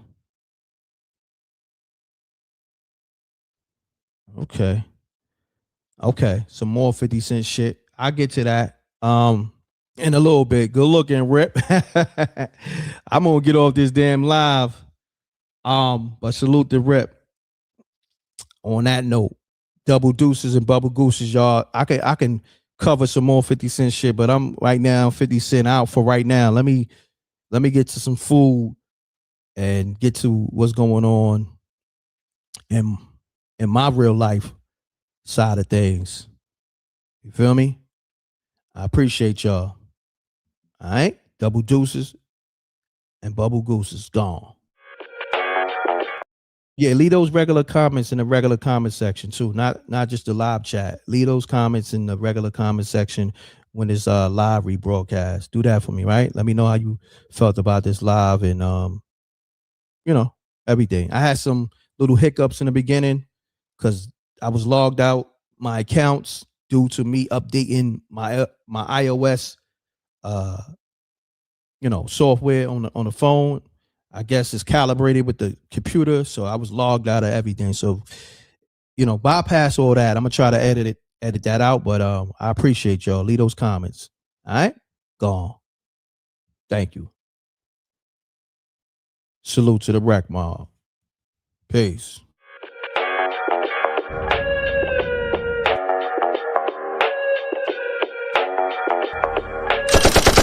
Sneak this and we don't see the competition. I drop off a ransom note that your art is missing, nigga. Pay us in full with the money, or she gon' get her fingers clipped off like Lil Sonny,